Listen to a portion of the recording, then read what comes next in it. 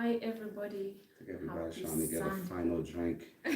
Happy Today Sunday. we've come abruptly at this time. Normally come a bit later, but next time we shall do better.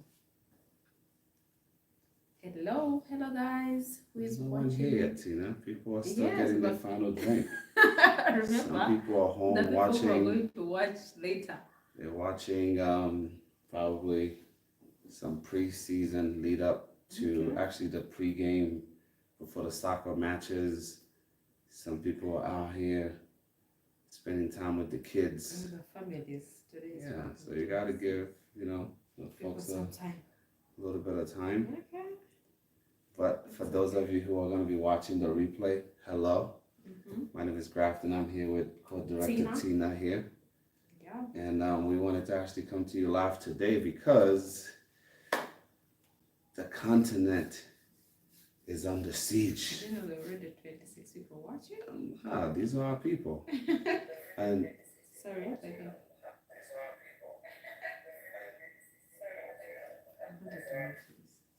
Sorry about that. And yeah, we're under siege.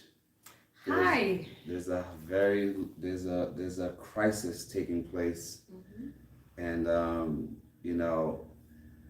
people, when we try to help you guys get caught up when it comes to farming, things are progressing a lot faster than I could have imagined, than even you guys could have possibly imagined, because take it from me and my co-director here, yes, we have a very good amount of goats at the farm, but finding goats, whether you're looking for goats for meat, whether you're looking for goats for breeding in terms of enhancing the genetic line that you might have, it's almost becoming impossible. Yeah, to give you guys an example, like as of right now, even if you have the money, you can't find any goats in Uganda to purchase. And the people who are trying to sell are marking up the prices anywhere by 200%, 300% at times. True. And the quality of the goats are just horrendous. And so, yeah, that's why we actually wanted to address a few things with you guys. Of course, provide you guys with some much needed updates, because last time we were on for a bit, but I think we had a lot more questions that we didn't get to answer. So for those of you that are returning, welcome back. And welcome, guys. Yeah, whatever questions you guys have, leave the comments here. For those of you who want to skip the line, super chat is the way you do that. But any questions you have, anything you want to say, we're here. Let me just move this phone here.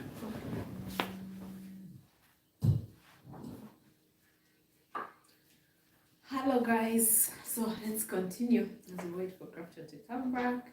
29 people watching, please give a video a thumbs up, and also let us know where you guys are watching us from. Hello from Uganda. Thank you so much for praying for me. I'm feeling much better now.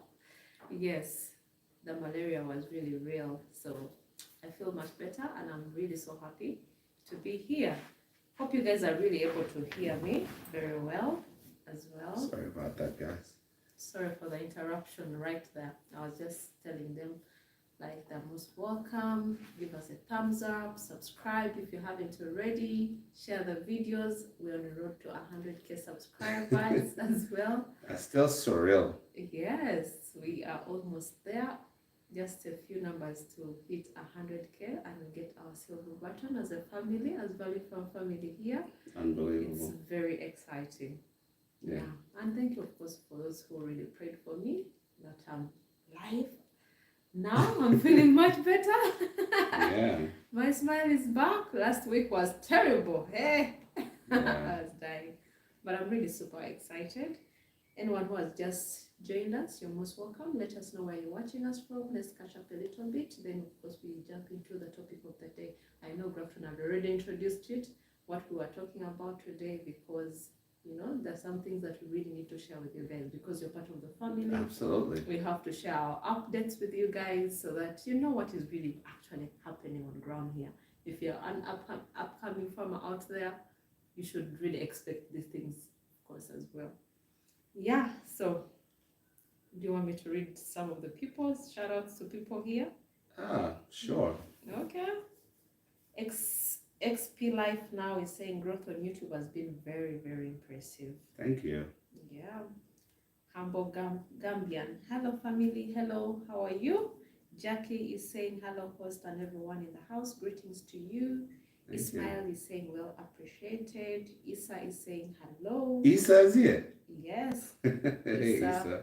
Mm-hmm. That's our guy, our Yeah. lawyer. Yeah, then someone also XP Life Now is saying, are there any lessons about pig farming that you feel can be applied in any country where pork is the most consumed meat? Yeah, of course. I mean, when it comes to I think when it comes to livestock, Mm-hmm.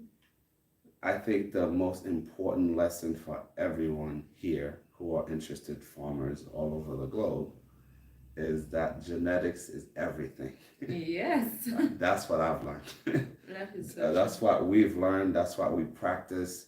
Genetics is everything. You can have the most feeds. You can have the most beautiful pasture for it to graze your animals. But if you don't have good genetics, your animals won't develop. True. They will not convert the feed that you're putting into them in a timely manner, because especially when it comes to pigs, for example, and this is true for pigs, it's true for cattle, it's true for goats, it's even true for fish. True. If you buy inferior stock, just expect to spend more money, and you're gonna have to wait longer for your product to be ready. True. Because in terms of genetics and conversion, if you have poor genetics or you purchase animals that were inbreded, no matter what you do, you're never gonna catch up. You're never gonna catch up. Yeah. So, yeah. Like you said, even if you have the most beautiful house out there, like the pig structures and all that, guys, genetics, we've talked about this before, even All in the the time. previous videos as well. All the time. Guys, you need to invest because we've learned from other farmers. People have contacted us previously on how they have been, they started their farms, but the pigs are not growing, yet they want to make money, yet they want to really improve, but things, That's the quickest way you can get out of business when you get into farming. And it's not just with livestock, it's the same thing with your crops. If you're gonna go ahead and plant, let's say, maize, or you're gonna grow, a particular type of orange, if you don't get the absolute best variety for where you're located, then you're gonna suffer. It's not gonna be a pleasant experience. True. But we wanted to specifically address the crisis of goats, because I've never seen anything like this in my entire life. It's to a point where now, I know I'm from the US. Many of you, are watching from abroad, right? And for those of you that are abroad, lamb, of course, filet mignon, when it comes to certain cuts of beef, is always going to be expensive. But I never could have imagined how the price of goats has just shot up, and to the point where people who have goats don't want to sell. People who actually have goats for sale, you can show up with your money. True story. Today, we went to a farm where we actually sent our staff. We scoped out a farm that has pretty decent, herd of goats. And we wanted to also continue to bolster our meat goat division. Yeah. And we've been trying to get in touch with these guys for, I would say, months now. Finally got on the farm. Our farm assistant manager went with 5 of our employees, went with the truck for transport, did everything we were supposed to, selected the goats we wanted to take. Then right then and there, the owner of the farm decided, no, the goats you select, I don't want to sell. We want to keep it. And then whatever amount of money you offer, they don't want it. So now it creates a unique dilemma. but also crisis at the same time. True. Because if you now want to get into goat farming, the prices are just simply getting out of hand. True. You know, so you can still get in, but your entry point to the market is going to cost you a little bit more, and it's also going to cost you more time. True. You know, you can still buy now. What we think is expensive today is going to be very cheap in a couple months or a year from now. But by the same token, you can't just get in today and immediately look to flip and make a profit. There's no goat flipping at this point, you know, unless you have the genetics where you can actually wait, shorten your length of wait time for those goats to come to maturity, you know, then you end for a long haul, and it's not gonna be a pleasant experience, you know. But how do we fix that? I don't know even how it's really going on, because this is not the first time we've gone to purchase goats and we failed, you know, to get the goats on the farm, because the prices are, the goats first of all are not there, because there are some places that we've gone to and you expect to get the goats, but when you reach there, they tell you there are no goats. They tell you we're not selling. You know, they are just stories. There are just so many limitations to people selling the goats that are really available. Yet the demand for meat is really very high. You know, the people who want the meat are so many, but you can't really supply them, which is really an issue right now. So it is really a crisis. I don't know whether it is just here in Uganda or anywhere else. Please let us know as well. If it's in Kenya, if that is the same thing, I don't know what is really actually happening right now. Well, what I'm hoping is not just, I hope it's just a local thing here. The local thing here. Because I can't imagine this happening everywhere throughout the continent, because then, you know, that would not be a pleasant situation for anyone. But do you think is it because of the high prices, the inflation of prices and everything? I don't think it's really, but then that's a factor. I said it plays a role, but the biggest problem when it comes to that is the fact that people are just hoarding their goats. They're just hoarding them. They don't want to sell. I'm telling you, I've never seen anything quite like it. We've actually had a person on multiple occasions where we've approached people with goats, and then we make offers that are like 2 to 3 times the actual price of the goat. True. And they will still not sell, because, you know, in a way, you know, I give credit to the local villagers that for a very long time, you know, many people from the big city will take advantage of their lack of knowledge in terms of pricing, in terms of what's happening in the marketplace. So I like to think maybe we're part of the problem, because we've been doing such a good job educating our fellow farmers to actually hold on to their animals and, of course, value what they have, right? Because for the longest time, you know, these wise guys from the city would just go to the village with the truck, buy all these goats for pennies on the dollar, then come to Kampala and sell them and make a ton of profit. But it's to a point now, you know, we're facing a 3-pronged issue. Goats for breeding is no longer available. I don't think it's ever truly been available. And I actually wanted to take a moment and really address the situation. For many of you that are here, you guys know we're very big on telling you guys to do your research. But I felt compelled for today's stream to really talk to you guys about a very glaring danger when it comes to new people purchasing goats, or even those of you who feel like you experience that are being swindled by very shrewd con men, particularly those you feel that are knowledgeable, whether they market themselves on social media, you know, they might appear to be decent, God-fearing people, but by the same token, they're literally are robbing people blind. You know, I'm not going to name any names. I'm not trying to get people to come for me. I know. But I will just say we have some people throughout this region that are very well known, that present themselves to be out here helping folks. And they're experts in terms of goats, but in reality, they are robbing folks. They basically are pretending to sell higher genetics than what they're really selling. They are taking these people's money and they're barely selling 30%, 40% goats in terms of enhanced genetics. So for those of you who want to get into farming, particularly livestock, especially within the small ruminant sector, when it comes to goats specifically, I would really urge you guys to be very, very careful, because there are a lot of folks out here that will take your 400 US, I'm sorry, your 800, even 1,000 USD, promising you that they'll sell you pure goats. And in reality, when you get those goats tested, they're barely 75%.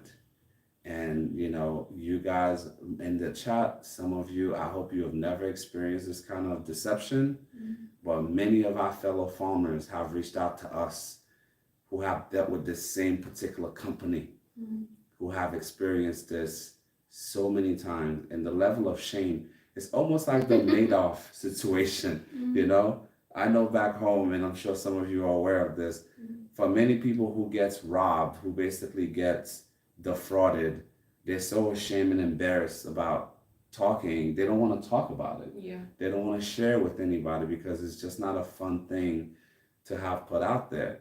But I've spoken to several farmers, because we're part of the same groups, we're part of the same forums. Yeah. It's the same whether you're in the UK, wherever you are. If you're in the specific sector, yes, the world is a very, very big place. But when it comes to specific sectors, it's a very small world also. Yeah. And everyone talk, right?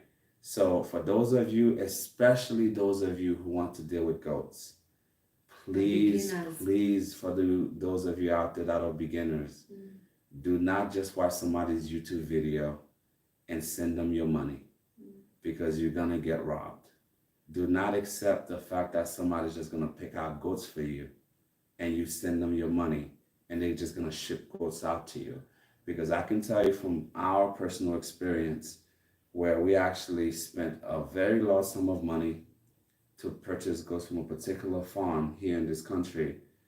And when it came down to it, what we paid for is not what we got. As a matter of fact, the reputation this specific company is developing is that they basically want you to pay top dollars for their garbage. And what do I mean by that? They have specific flocks of goats that they know that are genetically inferior, that they know that these goats are unwell, that they're really sick. Yeah. And some of the disease like pox and others that can literally wipe out your whole flock, just like that. And my heart goes out to some of these new goat farmers out here spending their hard-earned cash, and when they receive their goats, true, and those same goats are just dying like flies, and then killing more of their original purchase goats on their farm. So please be careful. I don't care if you guys come to us. Well, we do care. We care enough about you to give you this information. And I know this may make some of you upset, but we have to tell you the truth. That's what we do here. We share the good, the bad, the ugly. This is the ugly side of the business that we don't want you guys to experience, okay? That is so true. If you're gonna spend your hard-earned cash, and again, I think a lesson I hope you guys take away from this broadcast, don't worry so much about getting large numbers. Focus on quality. Don't worry about trying to get like 10,000 goats overnight. Just worry about getting 25 to 30 amazing genetically enhanced goats, and then grow slowly. Because those goats that are genetically superior will fetch you way more money than a whole bunch of genetically inferior goats that are going to cost you more money, because they're always going to get sick, they're going to die.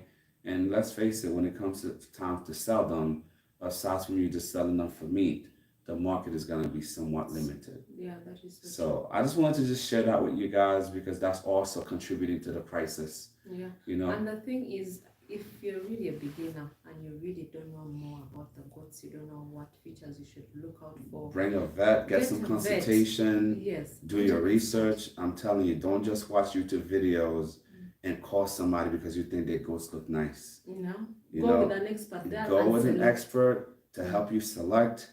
And also, of course, we here on YouTube as well. Not everybody's going to be as nice and as honest as us. And And that's the sad part, right? Because a lot of you guys out there are very trusting, and then people easily trust, by the way, when you just look at the goats. Some people, by the way, just post goats that are not theirs. That are not theirs. They go on social media, they screen grab, other goats particularly not just here in Uganda, in South Africa, many people have been scammed. That is true.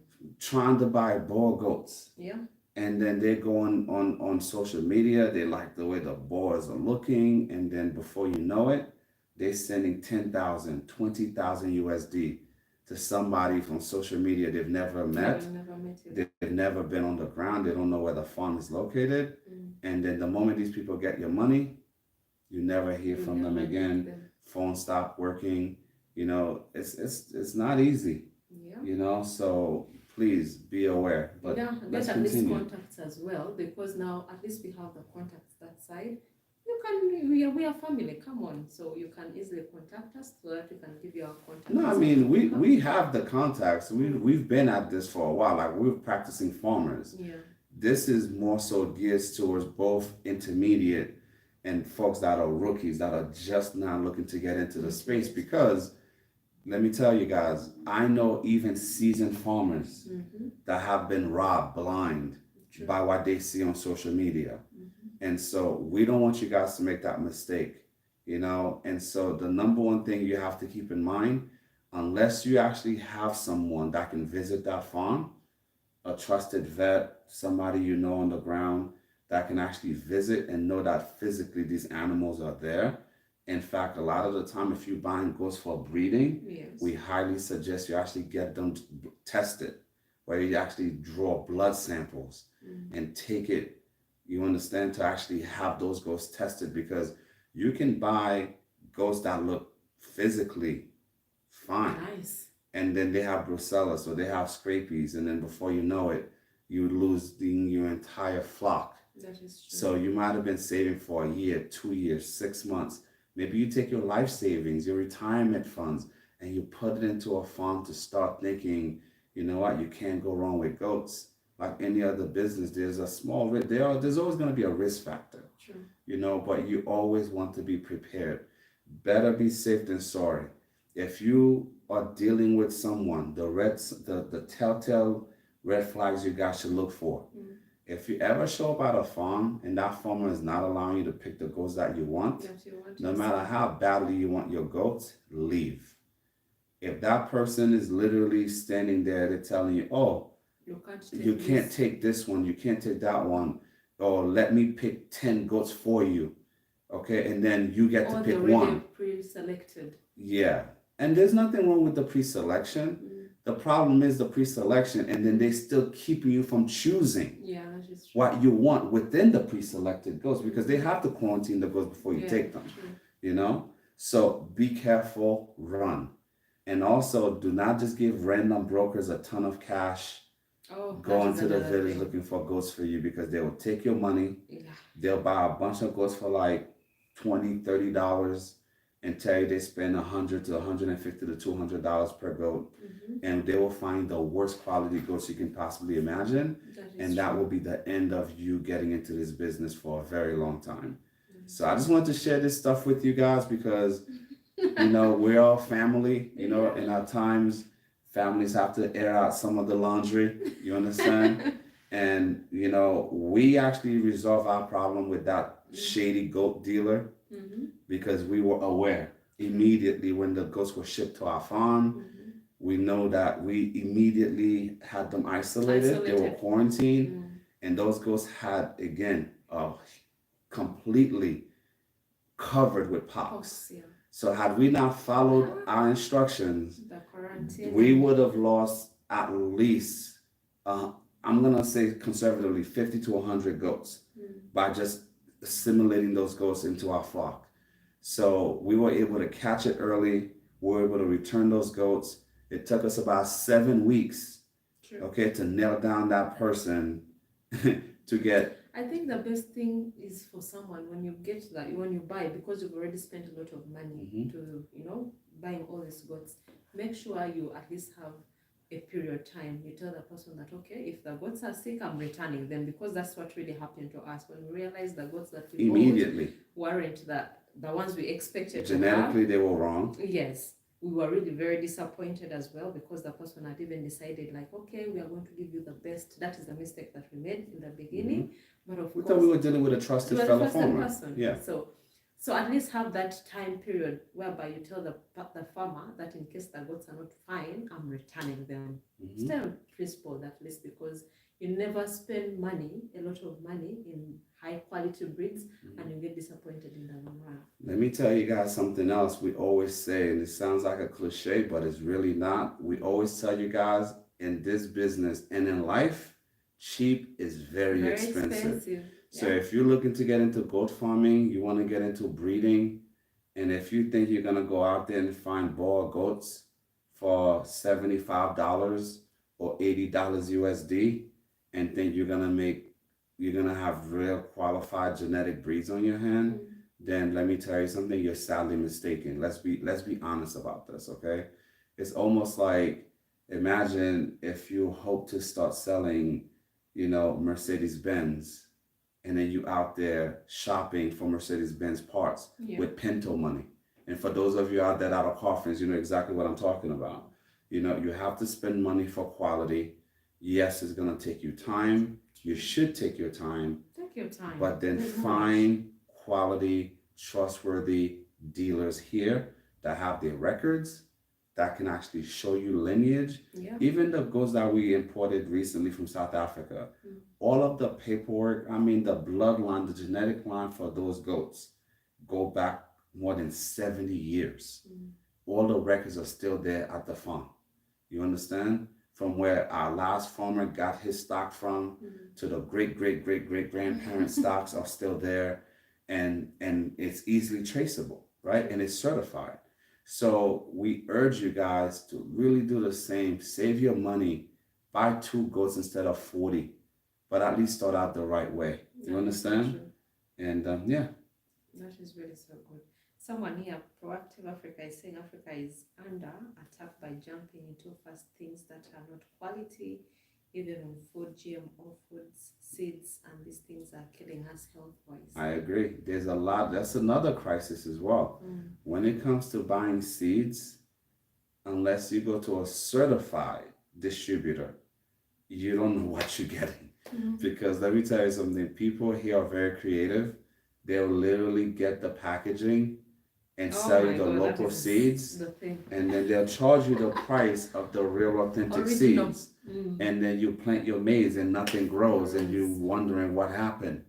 So you just have to be careful. We always tell you guys also before, when it comes to buying anything here, you have to trust but verify.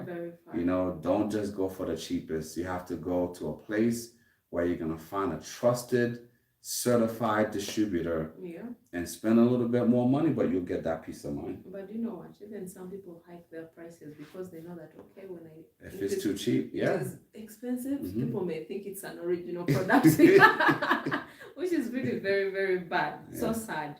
So you need to really do your research as well, and at least, see whether they're really certified suppliers, so that you can get these seeds, because it is really so sad whereby you plant, a season comes and you really plant your seeds. It's devastating. You lose it all. Let me tell you something, this past season here, we've seen people that planted more than 30 acres of maize, 50 acres of maize. And let me tell you guys, those seeds are not cheap.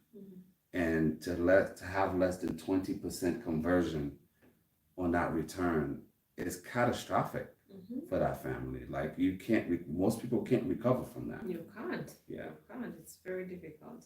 Someone is saying, how do you advise someone who is not on ground to begin farming? Well, if we're being quite frank there, unless you have somebody that that's on the ground, and even if you know somebody on ground, you should still make it your business to actually also come and visit and confirm what you're purchasing. You understand? Don't ever buy land without seeing it. You should never just send money home for somebody to buy land for you that you are not 100% sure that you're talking to the person who has a legal rightful title, number one.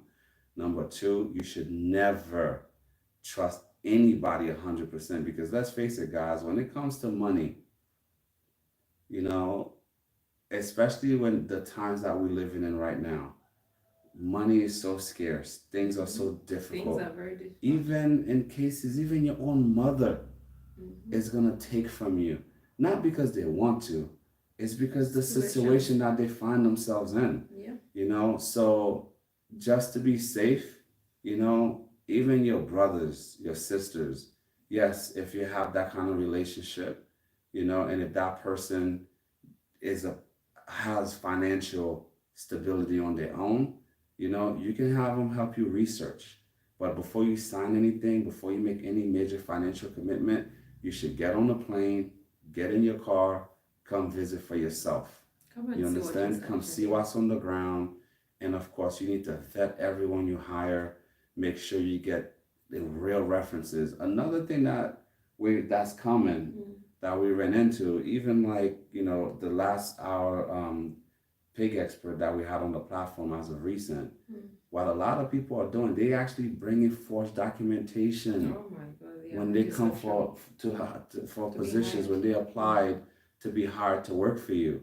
A lot of these guys are going to these factory, these schools, literally, where they could just print you a diploma. You know, like you can have somebody who NASA Road, where they go, they literally, this person might have worked at a farm where they saw somebody injecting goats or injecting pigs or even vaccinating chickens. And then before you know it, they go to NASA Road and they're a vet. And then so you thinking you're hiring somebody that actually has real credentials, you think you did your due diligence, and that person is an absolute fraud. And then the animals are dying and you don't know why because you have a vet at the farm. You're paying this person, you know, a much higher rate, thinking that you have a qualified vet and you dealing with a fraudster. So you have to seriously triple check, quadruple check everyone at your farm, and you need to be able to ask some very technical questions that they can't just Google.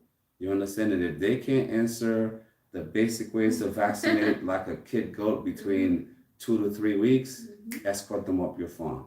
And if somebody can't tell you how to deal with a very basic skin issue that a pig might have, you need to just escort them off your farm, especially if they're pretending to be medically trained, particularly within the vet sector. Okay?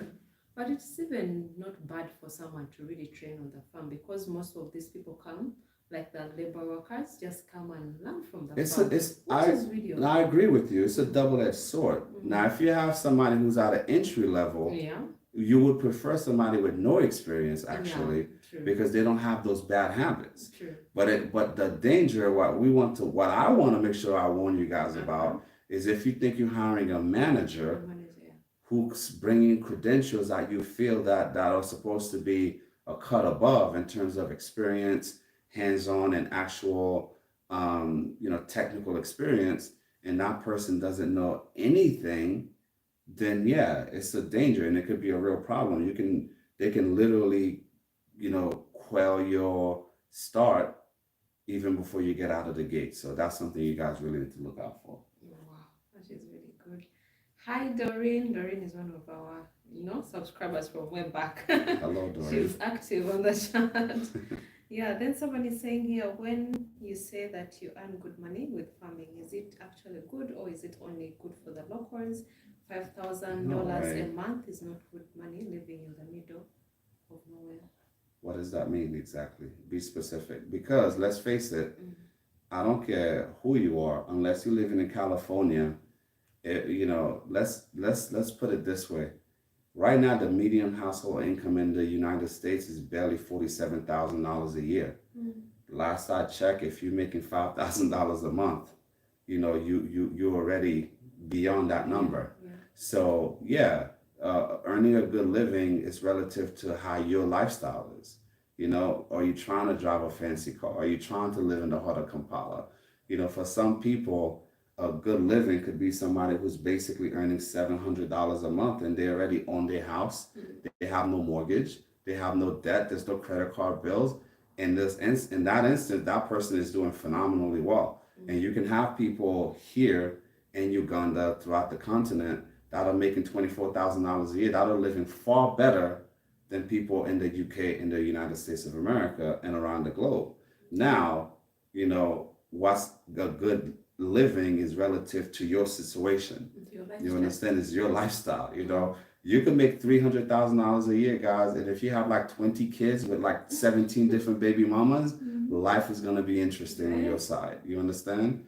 So when it comes to farming, we have farmers here in Uganda, and I can attest to this, that are making between $200,000 to $300,000 per month.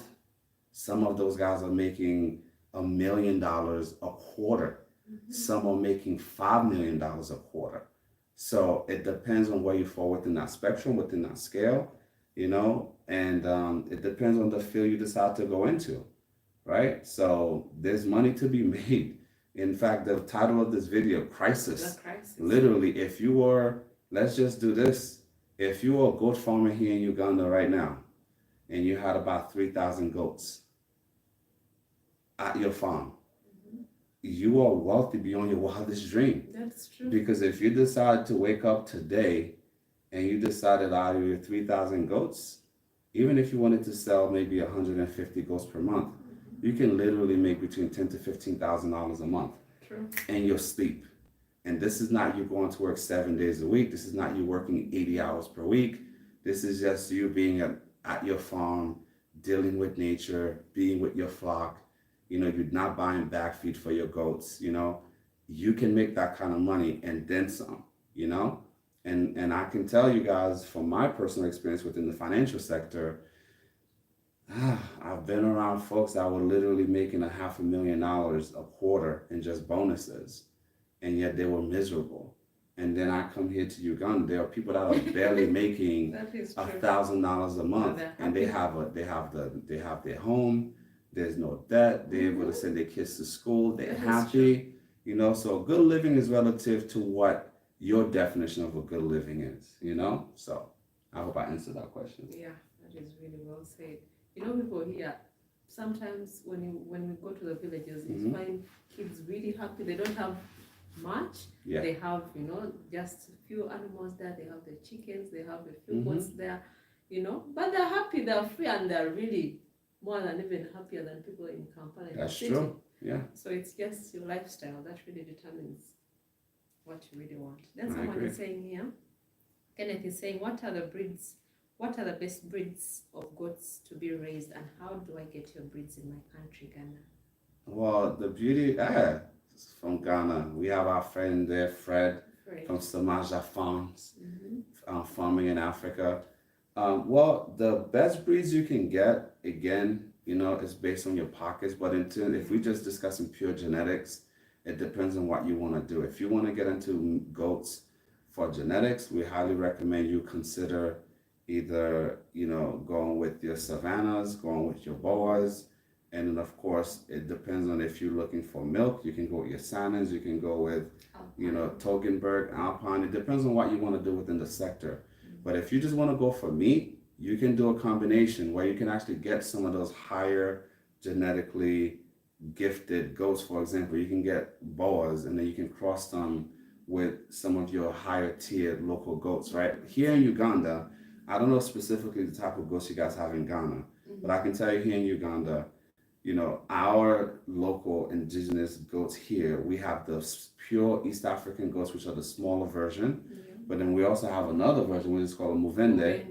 And that goat itself is like the version of, in America, we have, throughout the Caribbean, the one for milk, it's escaping me now. No, it's going to come back to me. But like our local Muvende goats, some of the female goats, like the pure Movendes, look like they're as big as some of the Boas. You know what I mean? So it depends on where you are, the type of goats that they have. But if you're just looking for pure genetics, you can't go wrong with Boas. You cannot go wrong with Savannahs. And of course, you cannot go wrong with Kalahari Reds. They're all Boas, by the way. It's just a different class of Boas, right? It's just a matter of preference. But yeah, you start there, get a great buck. and then continue to enhance your local flock. And before you know it, you'll be a leader in your field. And how can they get, okay, from Fred? You can get from Fred. Yeah, you can contact our colleague Fred, Farming in Africa. He imports from South Africa just like we do. Yeah. You can get yourself on a pure, 100% pure Boas, pure Savannah goats, pure Kalahari Reds. They even have pure Doppler sheeps as well. Meat Masters. There's so many different options because we deal with the same pure breeder in South Africa. His name is Jerry. Yeah. So he's a good guy, very honest, very straightforward. Yeah. So guys, we don't want you to spend so much money importing from Uganda, yet people are that side. Yeah. But if you're in East Africa Yeah. and you want these genetics, we have them at our farm. Yeah. We have several other farmers here in the region that have also been importing these goats as well. Yeah. And we intend on actually increasing those numbers so that way you don't have to spend $3,000 or $1,500 on a goat, where we can actually bring that cost down and yet help bring the overall genetic pool of small ruminants in Uganda and East Africa as a whole, as a team together. Let's do that. I'm excited about that. Me too. Yeah. I'm very, very excited. Proactive Africa is saying thank you, Value Farm, for taking this and educating our people who are simply guiding us. Your channel and some Americans' homesteads are very educative. Thank you. I Thank you appreciate so much. that. It's our pleasure. We're always here to share, everything, the bad, the good. Yeah, we keep it real on this side. Tell you guys what is really actually happening. Yeah. I know most of you have been really asking and also sending messages when you want to come for trainings, you want to come and visit the farm. The progress at the farm is coming along so great. It is really coming so well. I'm really so happy with the progress so far. And of course, that really drives us to opening up very soon as well, because we really want to really host you guys at the farm. I know we've really told you guys, we're opening very soon, very soon.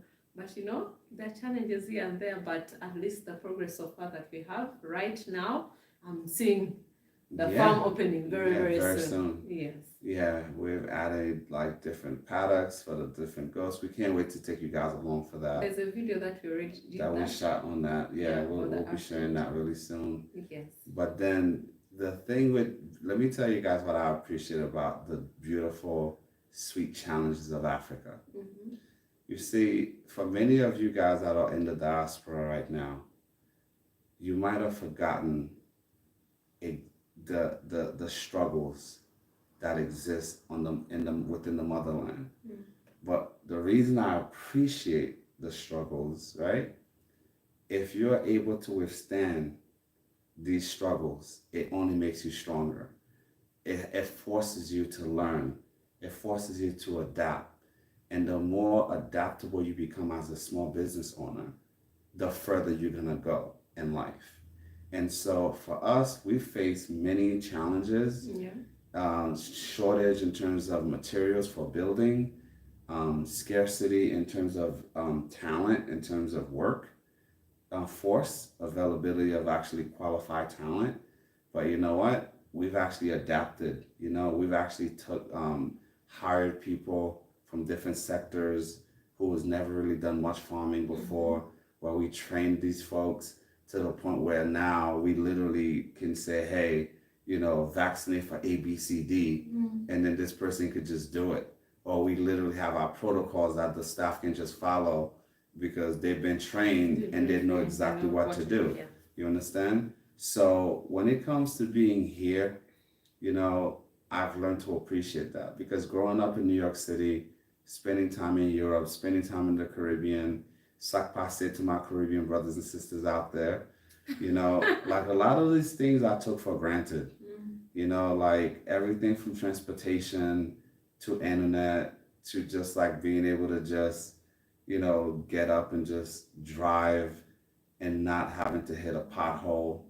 Unless you're in New York City, the potholes are everywhere. But Arizona, Florida, if you live in the Orlando region, it's not that common to ever find yourself on a dirt road, But being here in Uganda, I think has, I would say, made me a better person, made me value life at a much, greater level, to a point where, I do take time to smell the roses. I do take time to appreciate the smaller things in life that are very significant that I used to take for granted, you know. And so, you know, for that, I'm grateful for my time here in Uganda and the people I've met here. You understand? Mm. But for those of you who are away from, whether you're from the east part of the country, this continent, north, south, wherever, guys, with the way things are going right now, I think I'm very pleased with my decision that I made more than a year ago to actually migrate to Uganda,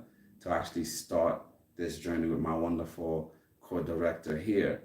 Because as the world continued to, you know, evolve and we finding political instabilities, not just in third world countries, but first world countries, things are starting to unravel to a point where a lot of you are getting nervous and feeling uncomfortable. What I can tell you, if you have your corporate gigs, your corporate careers, you know, the markets could be disrupted at any time. You know, food distribution around the world is always going to be a necessity. So farming is one of those things you can do, not just to help your family, but to help out your fellow men and women. So if you have that passion, obviously that's why you're here. You know, if you've been on the sideline, guys, get in, because you can not only help yourself, but you can help feed the world. You understand? And also earn a great living if you do it the right way, you know? So I wanted to actually share that with you guys. There's someone here, I think I need to really address and answer the person because he's been writing so much. So what is the return on investment on your farm? Because land is expensive, it's an investment, it's not the same as earning money on your job. We need to know the truth because locals got a lot of land, but they're poor. Well, that's a very good question, and I'm so glad you asked that, right? That's also, it's based on how you value land wealth, right? There's a saying, you guys know I have a financial background. A lot of the times you could be, you know, property rich, but cash poor, where you literally can have like $2 million wrapped up in land, you know, real estate in general, whether it's a house, building, but yet you have less than $10,000 in the bank. Now, are you really poor? No, you're not. You're just not liquid. So, and this on the continent, particularly here in Uganda, there are quite a number of people that have tremendous wealth because of land, right? However, they're just not liquid. And a lot of those folks are just have not had the opportunity to be exposed to how they can turn the actual wealth by the real estate that they own, how they can convert that into actual working capital. A lot of the folks that we encounter here on this, I can only speak about Uganda because this is our base of operation, where their great grandparents just tell them to hold on to their land.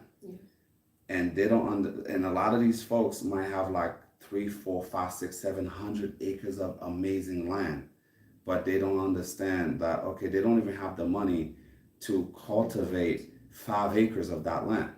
So in a situation like that, if that person can understand the value of diversification, right, liquefying a portion of their holding to get access to working capital, then they can convert that into true asset, workable asset. If you have land just for the sake of having land, yes, it's valuable, yes, it's tangible, but it's really not going to work for you the way that you might need it if you're cash strapped. Right? So the return on investment for our farm as an organization, I can tell you guys right now, the type of farm that we've decided to open, yes, we spent more money than the average person would. However, the vision we have for Value Farm is very different. We set out from the very beginning to build a model farm, okay?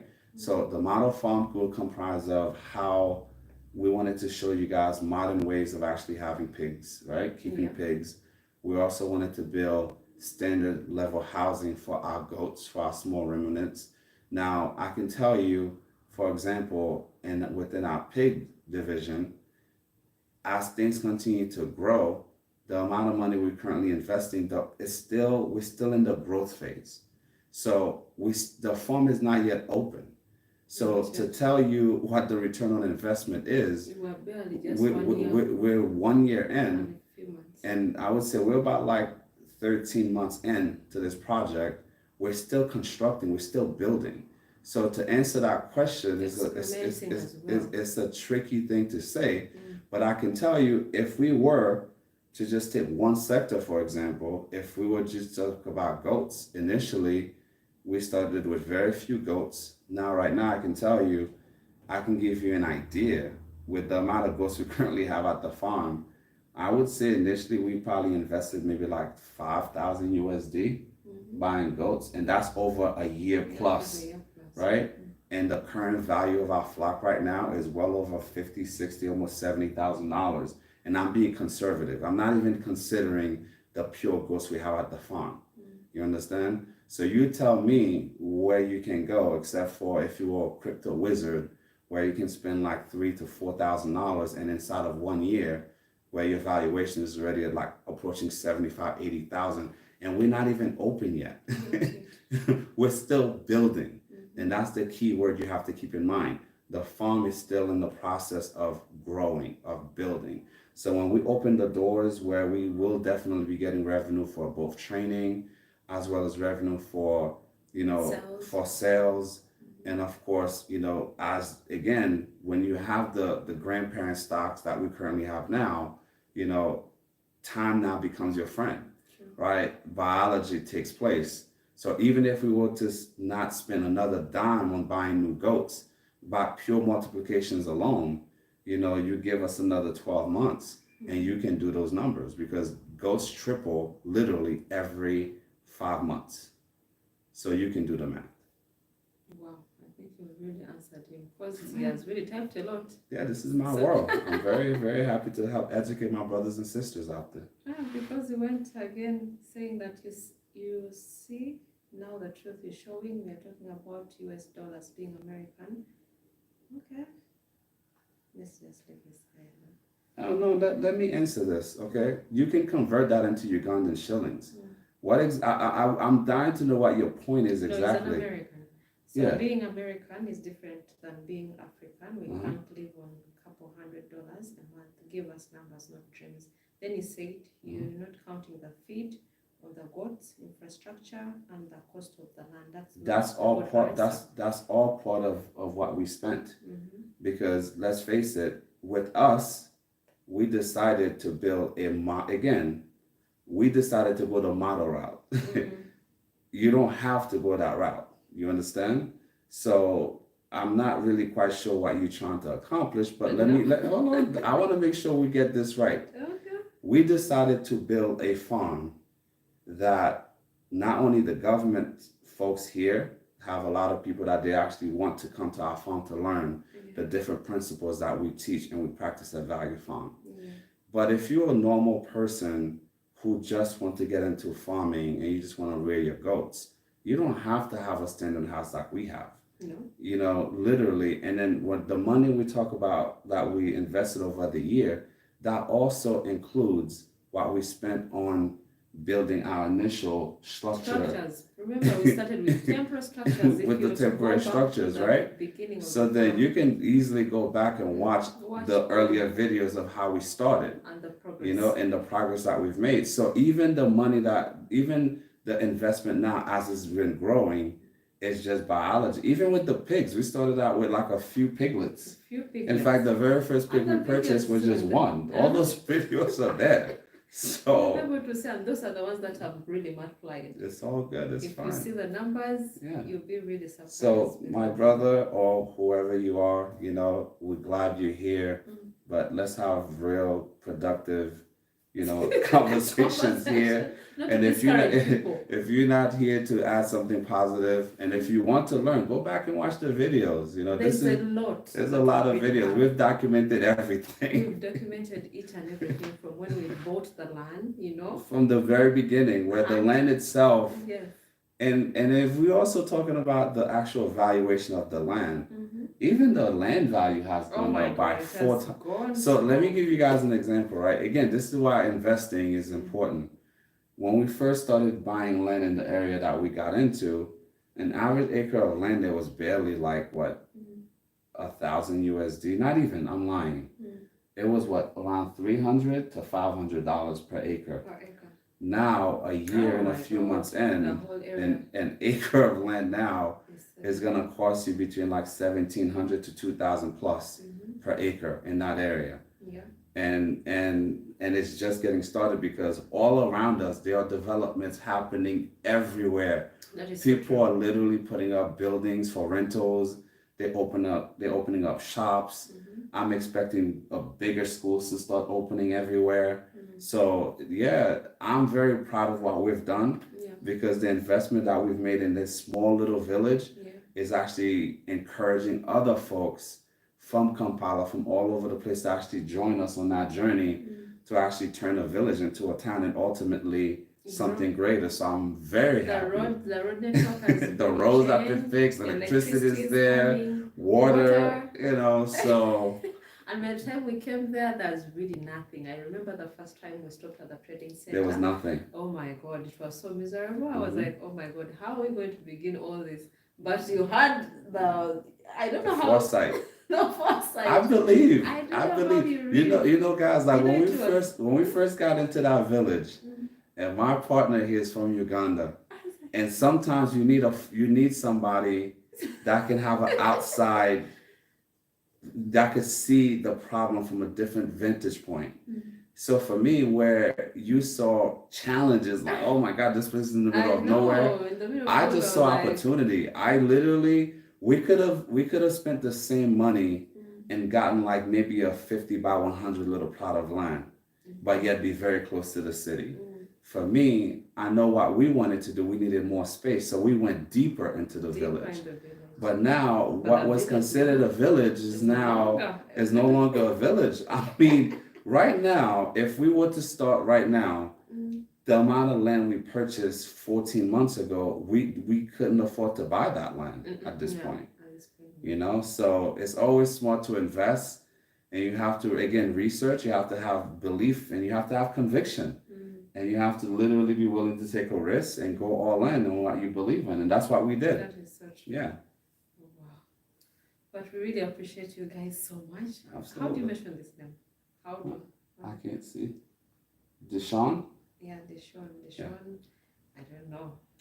We need to have a private conversation, maybe, so that welcome. You can call always. Yeah, so that we can, bring you eye-opening stuff here.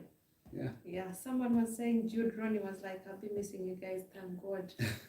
You're welcome. I know the live streams have not been, common, but we are going to make it a point to always come here. Yeah. Yeah, someone is saying agriculture is challenging business. It is. Every business is challenging. Everything. I will tell you, the failure rate in tech is far greater than farming. But again, as my partner says, no business worth having is going to be easy. No. Whether you're building a construction company, a tech startup, it's always going to be challenging, no matter where or what you do. Yeah. That is so true. Yeah, would please state what is this? The Karipa goat home? What is that? What? I have no idea what that is. Lemma, please restate your statement. We can't understand what you're talking about. But guys, we really appreciate you.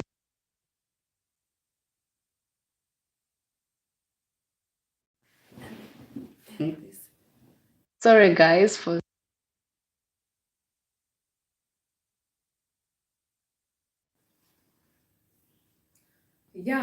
So guys, leave your questions, productive questions. Come with David is saying, from your experience, what does it really take to export live animals from a country to another? I think the trickiest part, believe it or not, like the first thing to do is find out the freight costs. Your volume is gone. Is it okay now? I think it's because the phone was ringing. Can you guys hear us? Because I can hear you. Yeah. I think the cost of freight is going to always be a challenge. I would say understanding the import-export permits you're going to need to actually get the animal to your country, but also having the right licenses to actually facilitate movement. Just of because the animals. animal, just because that livestock land in your country's airport safely, that import license is just for that specific purpose. So having the proper paperwork to actually be able to move that animal is actually something you also need to look into. I mean, you can always visit your websites, you know, I'm sure there are resources They out are there. different. But there are some really good logistics companies out there that you can also reach out to. The freight companies that you deal with, most of them will actually have basic understanding of shipping to the country where you are. Yeah, But it's up to you to do your homework that is to true. understand how things work locally in your country Yeah, because because different countries have the different rules are different. Yeah. Yes, because in fact we wanted to get some sheep from Kenya, Kenya. but of course, you know, the whole process from Kenya, of course, the person who was selling to us also had their own paperwork and their own procedure. In Uganda, we also have our own procedures here for animal transportation, animal movement, and more movements to different, you know, parts of the country. So the right paperwork, you have to really contact the maybe Ministry of Agriculture, Ministry, you know, of Animal and Husbandry in your country to really give you the right way that you can be able to move these animals from different locations. Yeah, but for this time that we really imported the goats, it wasn't that very difficult because we'd done our homework. So it was really a walkover. That's what I should really say. What do you think about it? I mean, importing the goats itself, it was not that It wasn't difficult. difficult at all. Yeah, but We like, got them vaccinated. yeah, that was not quarantined. difficult. So The tricky part was understanding, you know, when they landed at the airport, make sure you facilitate your transportation true.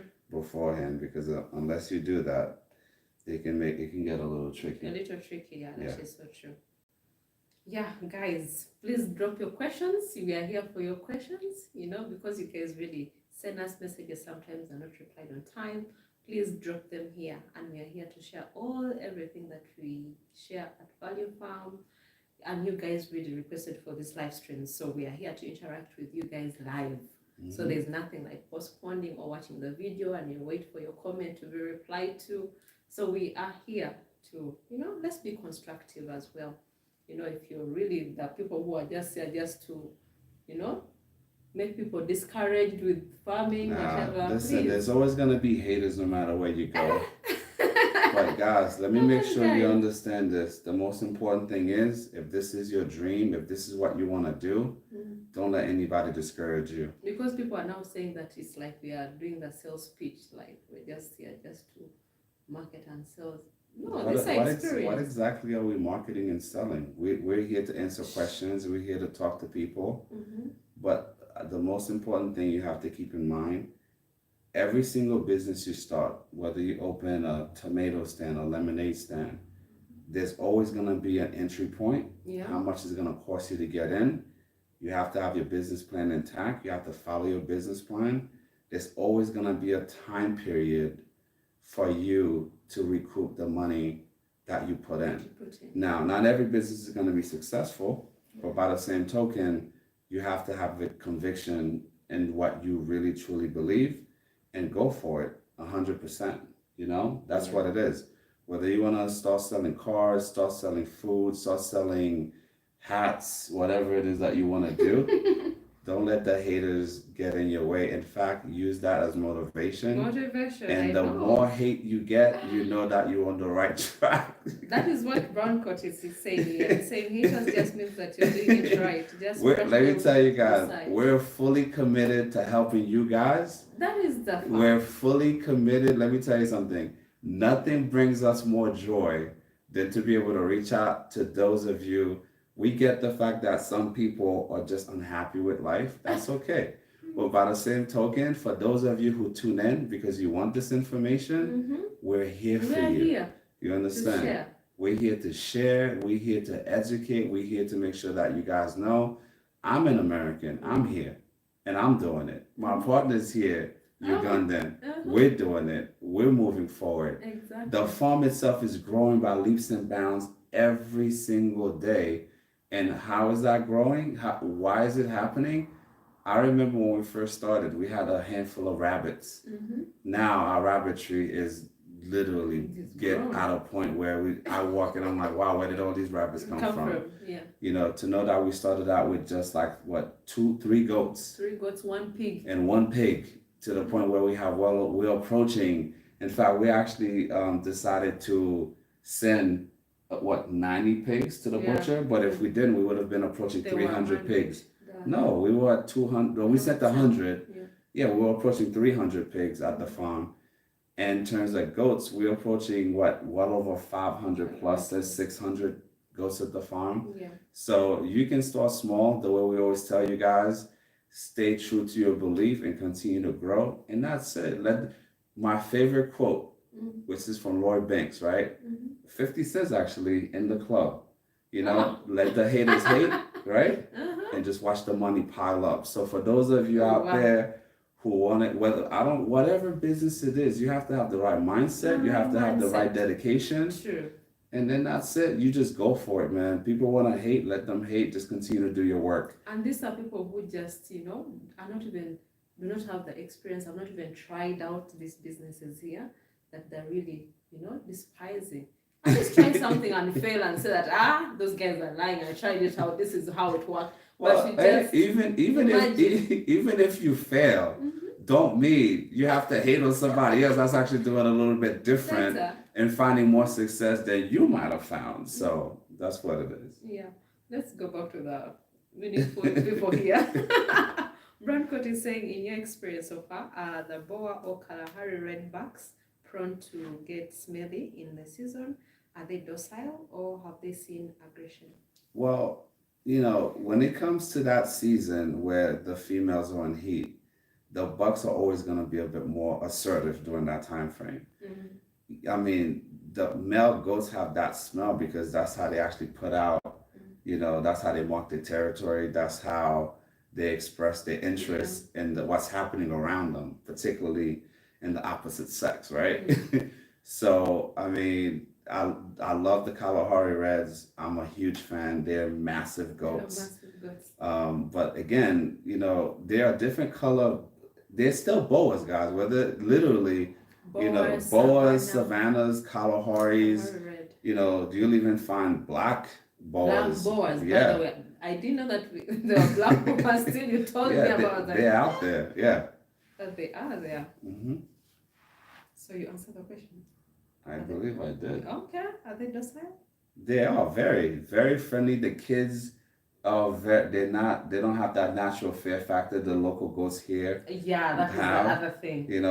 Those Boer kids are super friendly. They'll follow you around like puppies. They'll come to you. Yeah, so they're very docile by nature.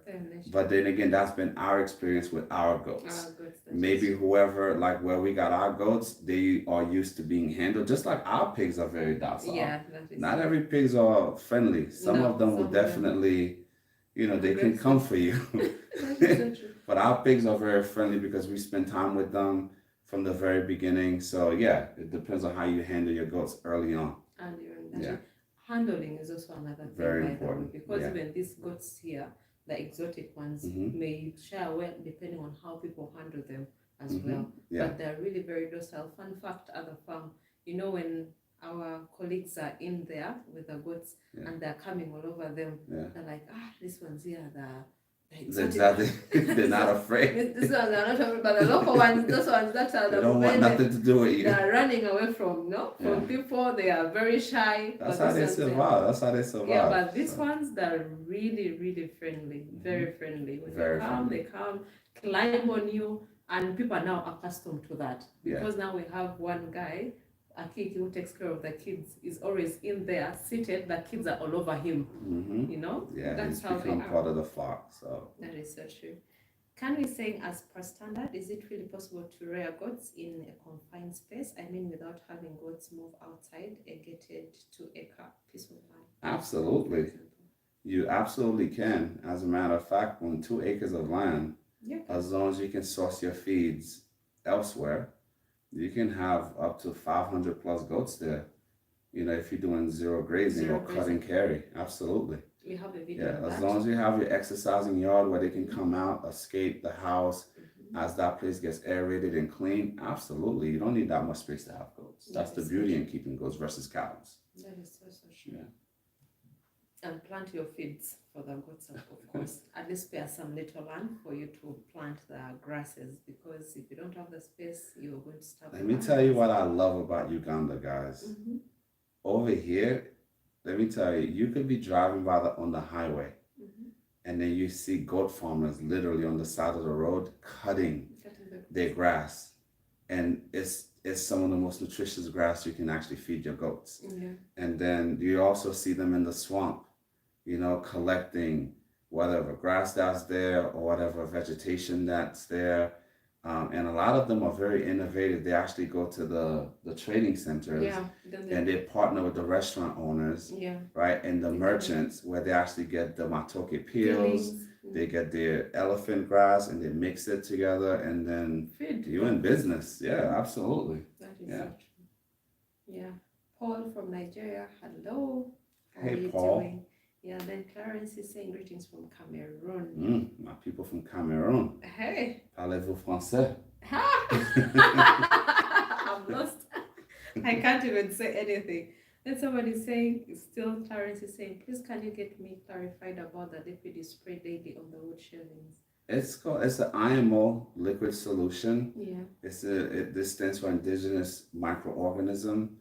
Now, there are different ways to make it. I mean, there are videos on the internet about it. That's why we haven't made a video about it, because if you just search IMO or how to make IMO on YouTube, you can find it there. But you can make it with rice, you can make it with fruits, or you could just buy the solution. It's not that costly.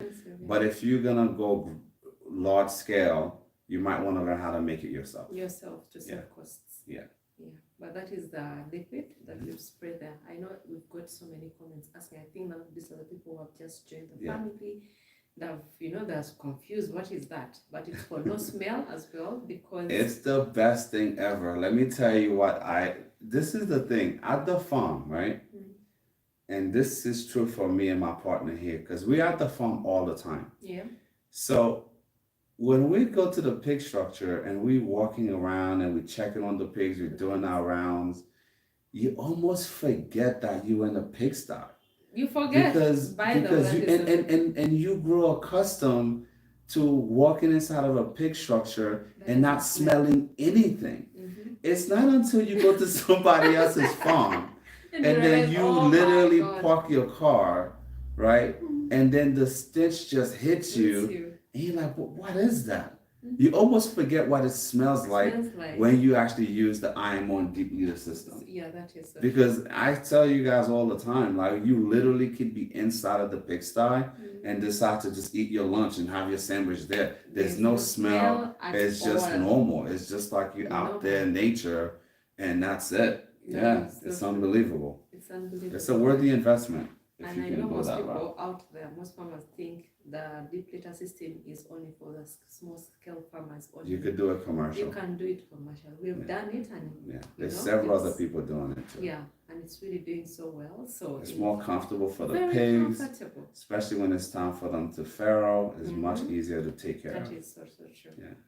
Yeah. Hi, good morning, Tina. Good to see you back in good health. Thank you so much, Kevin. Welcome back. I'm happy to have my smile back. Last week was terrible. I wasn't laughing like this. Tina sounded like she was part of the Walking Dead. Hello. But I'm also happy to have you back at full strength as well. I know. I'm so happy. Like, it was terrible. Hello, Value Farm. You inspired me to start my own mixed farm in Benin City, Nigeria. Thank you so much. Those are some of the things that really make me happy. Like, when people are here and they testify and they say, okay, I learned something from Value Farm. I was encouraged to start my farm, in my own country. I'm doing this because of Value Farm.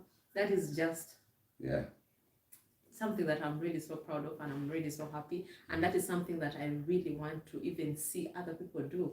Because when people tell you, like, I started my pig farm, now this is how I'm doing. Now, I think we also got a few emails. Someone else started a goat farm. Okay. Not too long ago, now they're already at 60 heads of goats. Wow. Like, that person right there, in case of one of those life emergencies, that person sells 50 goats. They're okay for at least 3 to 4, 5, 6 months based on where they're living.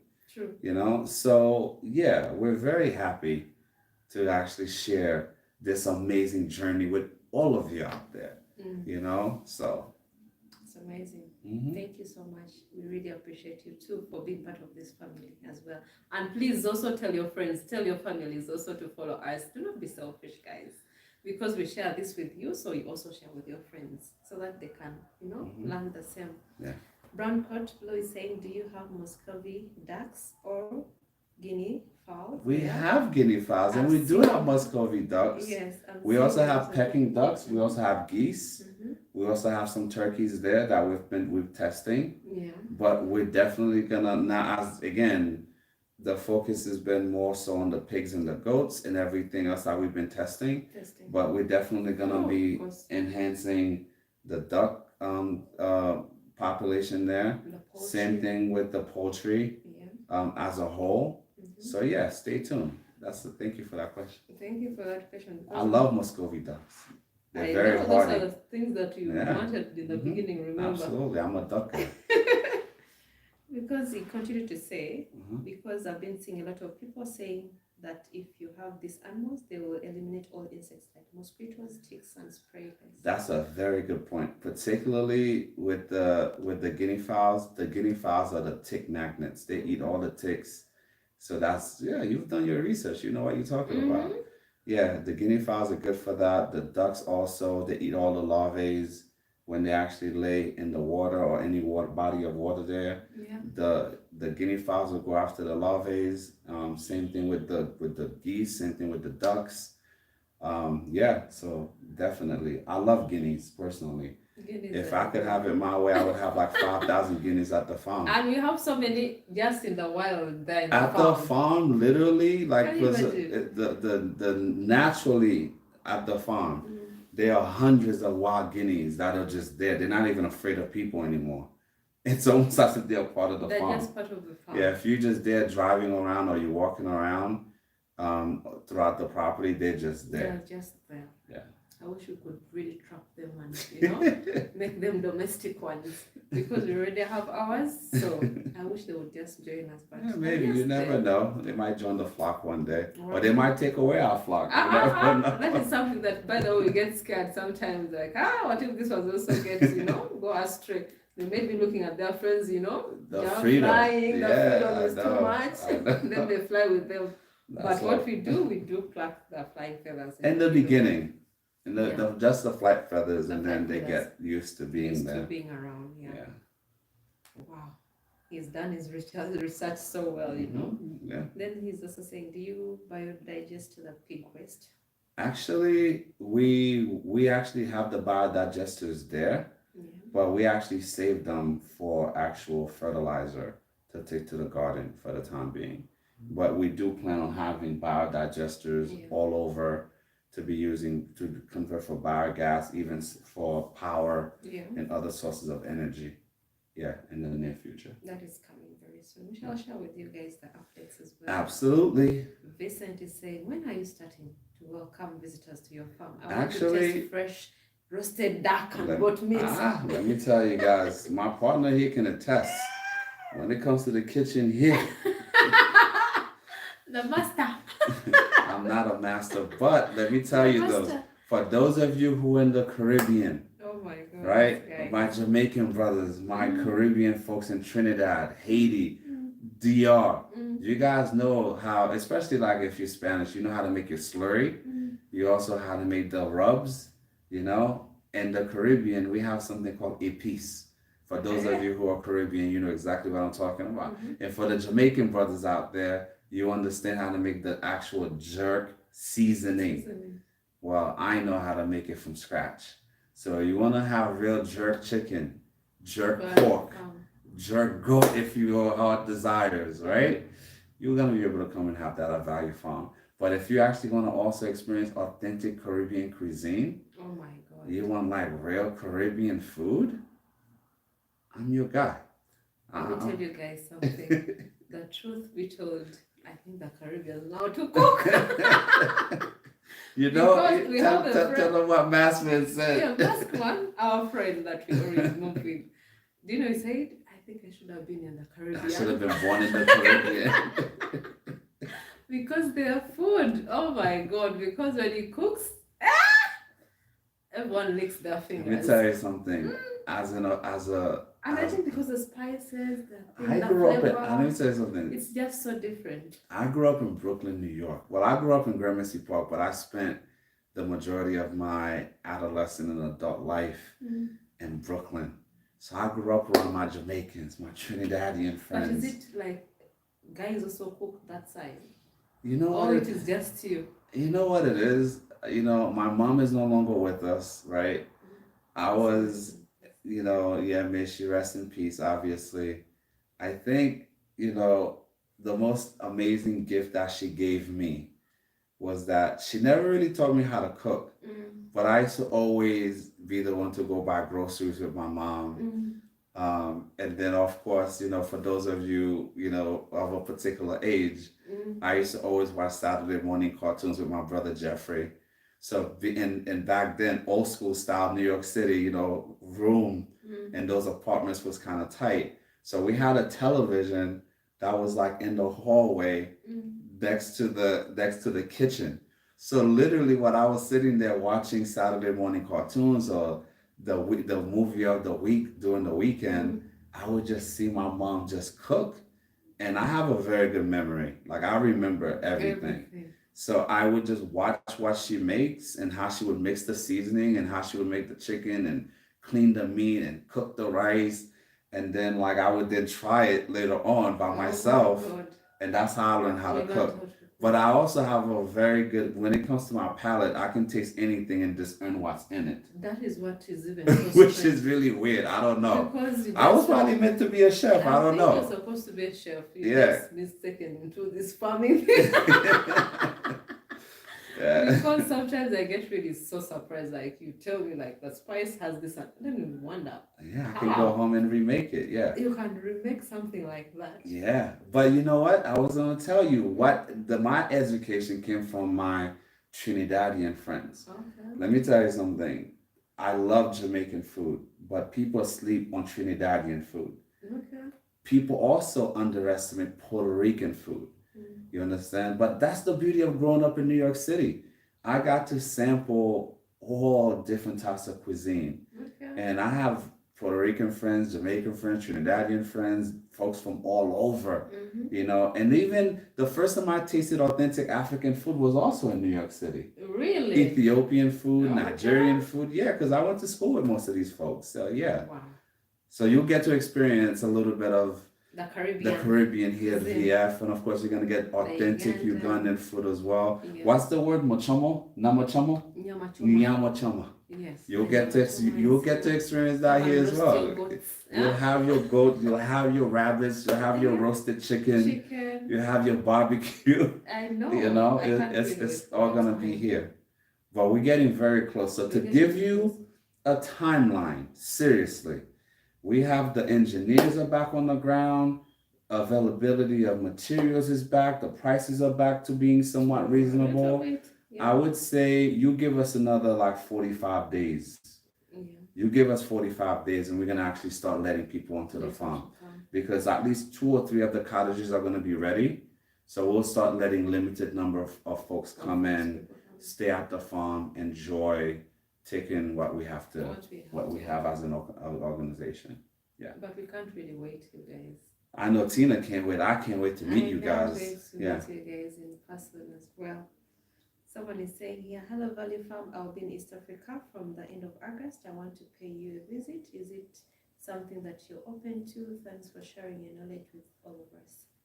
You're very welcome. Now that the swine flu season seems to be wrapping up, it's a possibility. You should message Tina or myself on WhatsApp, and then we can see if what we can figure out. We might be able to show you a certain section of the farm, but we won't be able to take you into the pig structure or near it because we don't want to, We can even meet in Kampala, then we have a discussion as well. That's also a possibility. Yeah, because we are really trying to do our best with the precautions at the farm. Absolutely. I know most people people get really so mad and disappointed when you tell It's them nothing that personal, guys. there's nothing personal. We are not selfish people. We don't want. It's not that we don't want you guys to come to the farm. We want you to come, but it's just not yet ready at the moment. But you guys will come definitely. Do not take it personal. Did the 5K investment in goats include the structure? Yes, it did. And guys, let me make sure you understand this, right? You literally can build a structure here in Uganda if you're using the offcuts. You can build a structure for literally less than $400-500. The most expensive part about building a structure. Now it depends. If you're gonna hire a contractor to build your fancy goat house, that's on you. But if you can start out the local way and actually gradually let the goats and let your animals pay for itself. In fact, that's the mode we're in right now. Yes. That's the mode we're in right now. We're literally as a team, we're letting the goats, pigs pay for everything. Whatever we need now, we can literally say, okay, let's take 15 to 20 pigs to the maker. And then we take that money and we build another structure, or we take that money and we repair fences, and we take that money, we invest in different animals and so on and so forth. Yeah. But the beauty, even like today, when we got to the farm this morning, the fact that we actually have one of our sows, Pharaoh, 10 amazing healthy piglets. And it's the first time. It's a first timer. And let me tell you something, that will never get old to me. And may it never get old to you too if you're in this business. Yeah. Because it's just a wonderful feeling. It's a very awesome feeling. And the piglets are healthy. Because of the breeds as well. Breeds matter. Yeah, breeds really matter. Ron Cott is saying, hi, I got back from Jamaica a couple weeks ago. Jamaica throws down. Yes. Great drinks, great food, wonderful vibe, beautiful beaches. But you know something, guys? Ugandans are slept on. What? I've never seen people party harder than Ugandans. Let me tell you guys something. I'm thinking initially, my thought process, I'm going to East Africa. I'm not going to, Ghana. I'm not going to Nigeria where, they're known for. The Ugandans party like rock stars every day of the week. Literally, we have bars and clubs that are open 7 days a week that don't close until the sun comes up. Every single day. That is something that we used to talk about. And a lot of people don't even realize. I didn't know it was like that here in Uganda. Come here, it is party time. It's like party central. Yeah, it is party. So. And people know how to party. I know things are difficult, but do you know what? When we were making fun with one my friend from Sweden, she was like, in Uganda here, the economy is bad during daytime, but at night. I think in the night there's a different economy. I agree. The GDP at night is probably growing at least 25% every single because quarter. People here spend in the night. People really spend a lot of money. But during daytime, you see people humble, people, you may think someone is homeless, but when the night comes, they have their Sunday best on every day. Every day. And they go out there and they party until the world is coming to an end. Which is amazing. So, but most people don't think about that about Uganda. They know it's like that in Nigeria. Okay. They know it's like that in Ghana. They know it's like that in Kenya to some degree. But I don't think people understand, like Ugandans party like... They party so hard. Yeah. So hard. Yeah, of course. That is just the nature here, especially in the cities. Yeah. Even in the villages. The village. In the village. Are you kidding me? Very early in the morning and you see the ones. Let me tell you something. Guys, in the village, if you've ever watched Dre Day, right? Nothing but a G thing with Snoop Dogg and Dr. Dre. You know how Snoop was stumbling home? We see that almost every single day when we're coming back from the village. Every day. But that's how it is here. Someone is saying big up Trinidad, massive love, the challenge, bro.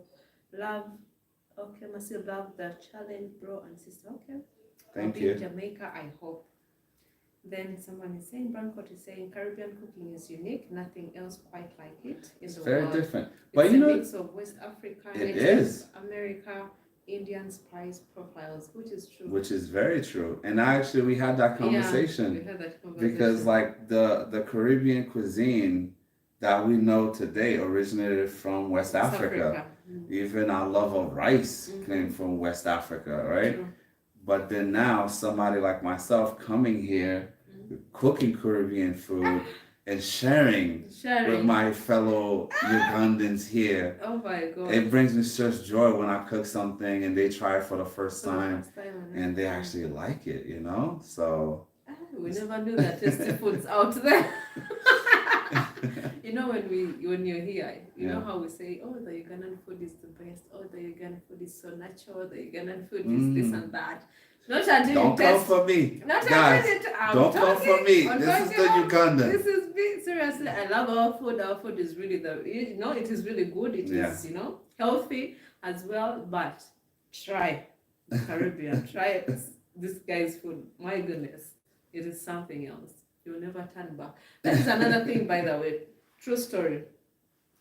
From the time I started eating your food, when I go to the restaurants, the taste is different. Yet I used to enjoy this food. I used to go to these restaurants, and that is the same thing to William as well.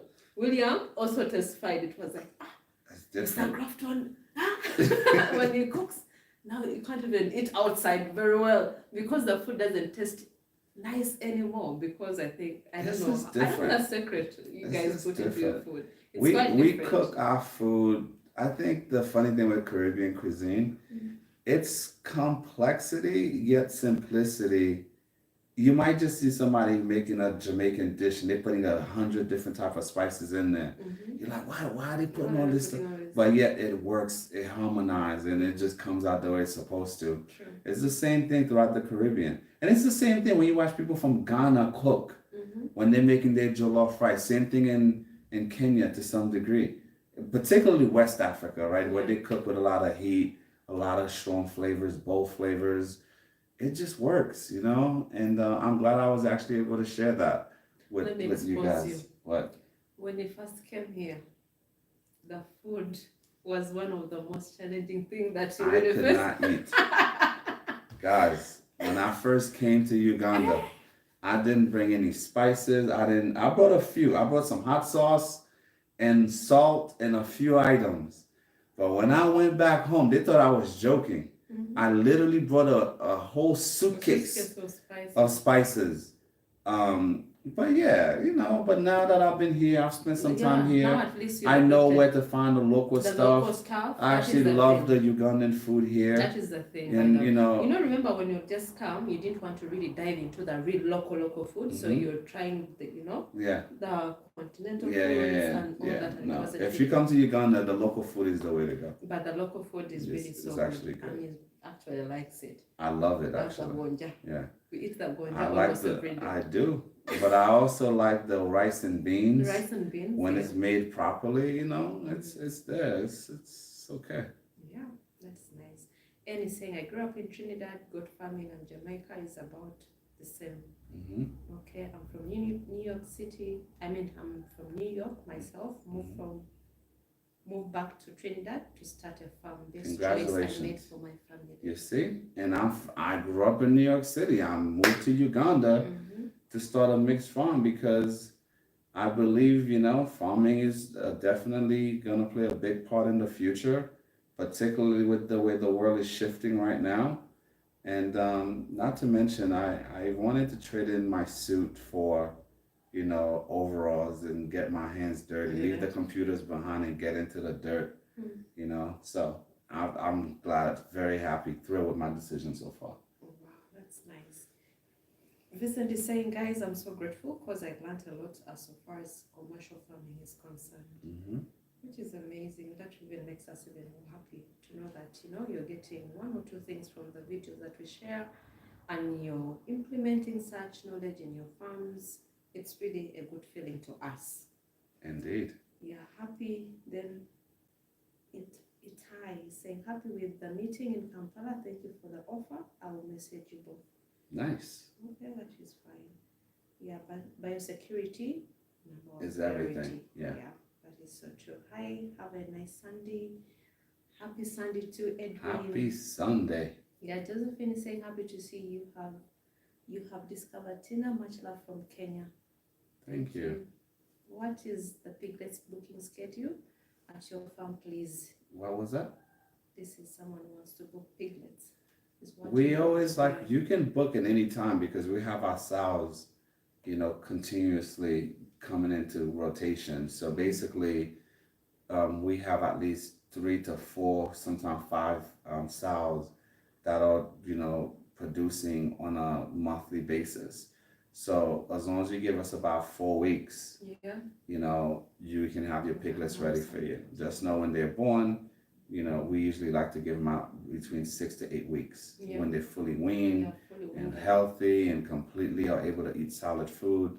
You're welcome to come take them. But if you have a timeline of starting in like 8 weeks, you can start booking now. Just message Tina. Yeah.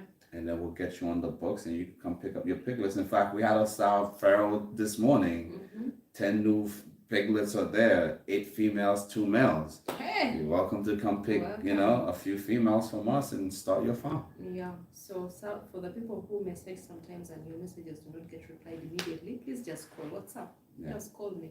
I'll definitely call the maestro. Yeah, because sometimes I know you guys really don't see the behind the scenes and whatever we are doing here. Sometimes there are so many things happening on the background.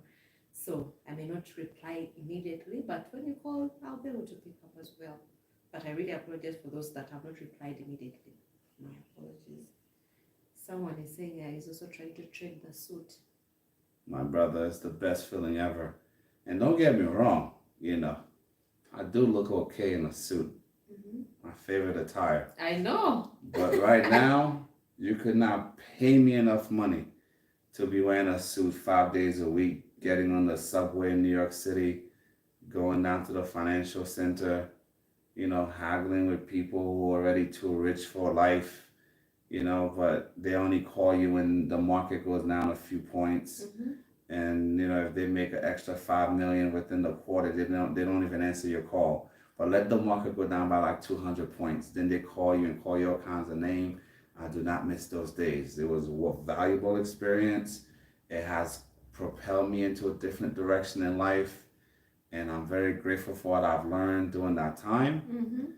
But I'm very happy to be here doing what we're doing, feeding our people, growing a farm, something that's actually truly meaningful to all of us, not just me and my business partner here, but everybody at the farm. Like we have a collective and people have actually bought in and we're growing the company and I couldn't be more proud of the work that we're doing. That we are doing right now.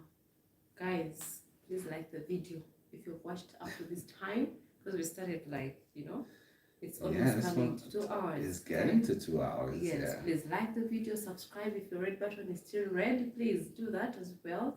Whoever's given me, I wanted to give shout outs to people who give me coffee. Coffee. Thank you guys so much. I really appreciate you so much. There's Quincy. I remember the name this time around. Quincy goes to every video. I think he doesn't catch the premiere most times because he realizes comments come later on. Quincy, thank you so much. I really appreciate for the coffees that you've been giving to us. Of course, people have also given us the super chat in the previous video. Guys, thank you. This support here makes me even more happier. Makes me more happier. Even editing becomes easy. I know. I'm exposing myself. I know. The level of energy. The energy is so strong when you're supporting, when you're contributing, that really makes me happy. Let me ask you, speaking of YouTube, let me ask you this question. Could you have ever imagined the level of growth that the YouTube channel has experienced over the past 9 months? Could you have ever imagined that? No. The fact that literally, I think you're just a few months away from hitting 100,000 subscribers.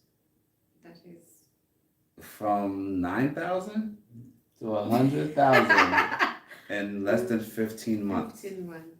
That's tremendous. That is really so good. So I commend you for being a dedicated soldier. what But I'm most so of you happy guys. for you too. I'm really so grateful for all the knowledge, because you know you have the diehards there and you're talking to people in the diaspora. You know, this has really brought people closer. People have really changed, you've changed people's minds as well. So I'm really very proud of you. I'm really so grateful for you, for the, you know, the knowledge, encouragement, all those words that you always put out here. I just tell the people the truth, but thank you. Truth, which is really so good, because we've got so many emails, so many WhatsApp messages saying Grafton has really changed my mind. Grafton has really done something to me. He's my hero. Even people call you heroes here, because you know you've really changed their mindsets. You being on ground has really been an example to people out there in the diaspora that they can really do something on the continent. Thank you very much. Well, I appreciate the kind words, but believe me, I appreciate you just the same, because, you know, I'm not an editor, you know, I'm just a co-director who loves farming, who loves researching, who loves trying out different things when it comes to farming. And of course, you know, I want to share everything we can with people who are literally on the path. Yeah, true. You know, because it's very tricky when you first start, because you don't know whether or not you're going to go all in. You don't know whether or not you can make it in this field. But be honest with you, if you think about whatever profession you're in right now, there's always going to be a learning curve, you know. But then once you get beyond that learning curve, you'll find yourself doing this just like anything else. The difference is the reward that you get by being your own boss. True. By having the actual time freedom, the actual financial freedom. Once you actually get out of the red, you know, there's nothing quite like it. You know, the impact you have in your community, you know, like knowing exactly where your food is coming from, actually will impart a different level of appreciation and respect you're gonna have for what's on your plate, because you're gonna be producing a lot of it for yourself and your family. So yeah, it's been a wonderful journey so far. And of course, learning, guys. We've learned a lot from the time we started the farm to where we are, and we're still learning. There's a lot every day. You can never stop learning. You can never stop learning. We've really learned a lot. We've learned from our mistakes. We make mistakes, which we're not afraid. We tell you guys everything. We've made lots of. There were quite a few mishaps in the beginning, and even as you prolong, as you're progressing your journey. We're still learning. We still make mistakes, but the most important thing, you learn from it. You learn from it, and you keep moving, man. You cannot. Whenever you face obstacles, the thing I will say about I don't know why I'm this way, but I'm glad God made me this way. Whenever I face the hardest, the toughest challenges, my God, that is so true. I don't know what it is, but instead of wanting to quit, it just doubles my effort to continue and keep moving. True. You know, like we've faced some really interesting setbacks, you know, with builders, from staffers, you know, from like, again, buying from people that you think were good people that turn out to be scammers. And then every time I face something that would make most people want to quit, for me, I dust it off and I come back twice as hard. I don't know why I'm like that, but I'm glad the good Lord made me this way. Thank God we have you, because there's sometimes we feel like giving up and we feel like, oh my God, I think this has failed. But Grafton will definitely tell you that no, we are doing this even better. Come back stronger. You keep moving. That is a blessing. And then you take that, you turn it into fuel, and you just keep going. That's how. I'm just naturally like that. I don't know why, but I'm glad I'm that way. That is so true. You know, and you need to have that tough mindset, man. Not just in farming, in life. In life and business and your relationships, things are not always gonna be rosy. You just have to just keep moving. And if you believe in something, you have to believe in yourself. Even when nobody else believes in you, you have to believe in yourself. And believe in what you're capable of, and know that no matter what, we have your back. God has your back. You know, if you don't have immediate families, you have an extended family. and Value Farm. And then we're here for you. We're a big community. We're continuing to grow. Growing. And just, You guys. follow us on this journey and just be a part of what's happening here, just like we hope to be a part of what's happening in your life. In your life as Yeah. well. Someone was saying here, keep the computers, farming will shift to online supervision of residential farming. Look up Angora Tower, condo with farming platforms including spiral grass fields from ground level for small goods. Which is great. Which is really great. He's also saying about neither hate suits, doesn't like suits. The suits get old. Yeah, proud of you all. Sorry, my earlier comment out of context. It's okay, that's fine. Browncoat is saying, yes, Tina, you have done a great job. And you two have a great team. I see only success in the future. Thank you very much. Thank you. Yeah. Humbling. He also goes further saying, I remember watching the real estate and lifestyle videos. Oh, sorry. The thing has fallen.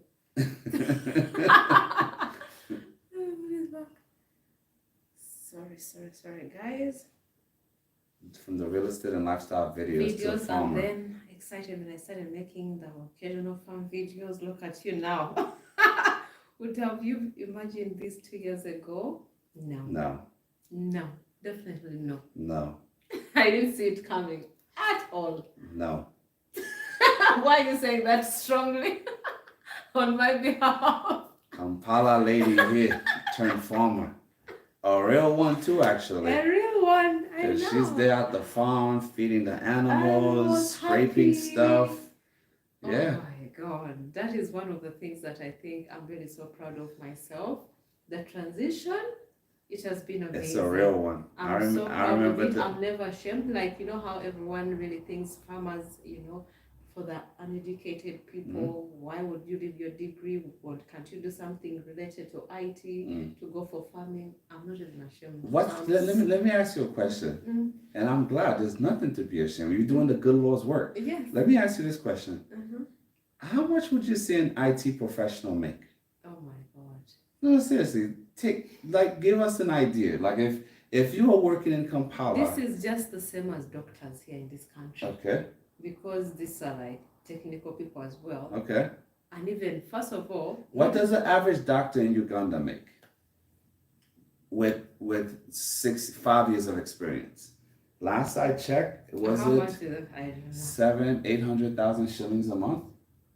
Okay, let's put it like 1 million. Let's make They're it well $1 million. paid. They're Yes. well paid, super Yes. well paid. Yes. Now, what happened? Then IT, trust me, it's a whole struggle out there. It's a whole struggle. If you don't have something of your own, then you're going to really get it really So rough. would you say an IT professional make anywhere between 500,000-700,000 shillings to maybe On lower level, you can make like 700,000, 800,000. If you're now a professional, if you have your papers, then you can go up to maybe 1 million or so. Now, But depends on the company that is really employing. True. Now, how much money can you make by selling a Movende cross with a boa? Let's say you sell 10 of those goats. Per Movende goat, you can get. A Movende cross. Okay, let's go for a boa. Let's go. No, let's okay. Movende cross. Okay. Let's Movende cross. Movende cross. Yeah. If you can go for. What's the average? average Movende that's not cross goes for 350,000. Then the cross one, 600 above, 700,000 above one. Yeah, for one goat. Yeah. So now you can go to school, and you should, and everyone should be educated. Yes. You can have your fancy degrees, not gonna go anywhere. But by the same token, if you can go in the bush, get dirty. and then literally not have to wear a suit, not have to report to any boss, the animals are not gonna talk back to you. They're not gonna yell at you. They're not gonna make you feel bad, right? You're gonna be back with nature, connecting the way we're supposed to. Yeah, true. And yet you can make 10 times more money. More money. And literally in one day, then you can make throughout a whole quarter or 2 quarters being in an office in Kampala. That's what I was even telling one friend of mine. We were having a discussion because at what point I told her the idea of goat farming. She still works in the corporate world. Yeah. So she seemed less interested. Yeah. I remember that conversation. Yeah, I felt so discouraged. I told you about it, Yeah. and I was like, I felt so bad. I wish I had not even brought it up to tell her about the good business and Yeah. how to do it. Trust me, a few days ago, she calls me. Do you know what? I have some land somewhere. I remember you telling me about goats. Please tell me. Do you know a person who really showed me that she was less interested, but she watches these videos? Of course, I know she's going to watch this. I'm so sorry, my friend. I'm so sorry.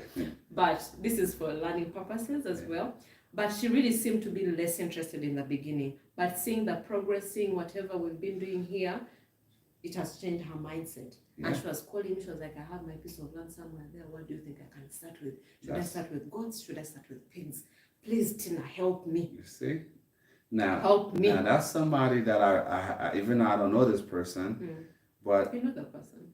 That's somebody that I have to respect because anyone we all are entitled to have different feelings about whatever, different opinions on whatever the subject. Yeah. But then the most amazing characteristic in people is when you recognize that you made a mistake or you recognize that you're being shown something you don't know, and to start out thinking one way and then to pivot the other way and embracing what you didn't think you would be interested or even be willing to even open up to. Yeah. And it takes a big person to recognize when you make a mistake of that level and then to completely have a turnaround to the point where now, this person has seen how farming could be a way to gain, financial freedom, time freedom. And so credit to that person. Yeah, and even to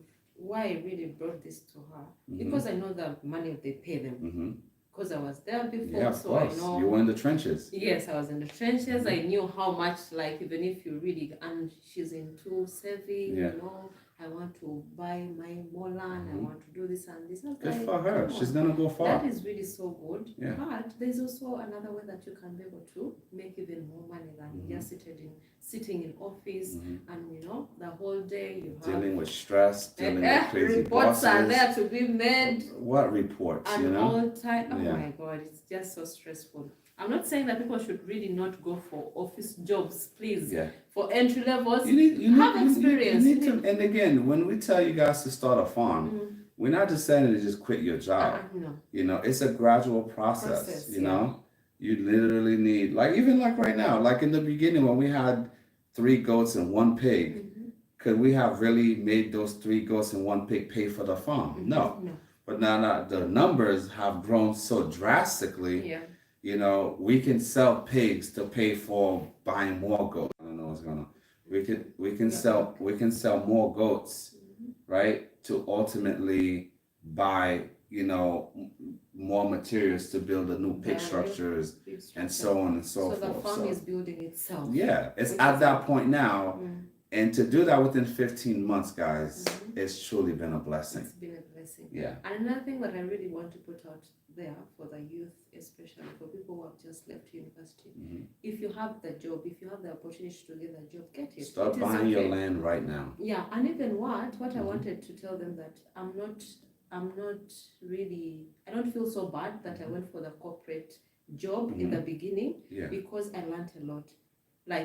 The handling people, talking to people, Yeah, you develop your soft skills in the corporate setting. In the corporate setting, so it is not really so bad. So if you have your job, you be there, but at least do something as well. Buy your land, save your money to do something. Let me tell you guys this, and take this from somebody with a financial background as well as real estate background.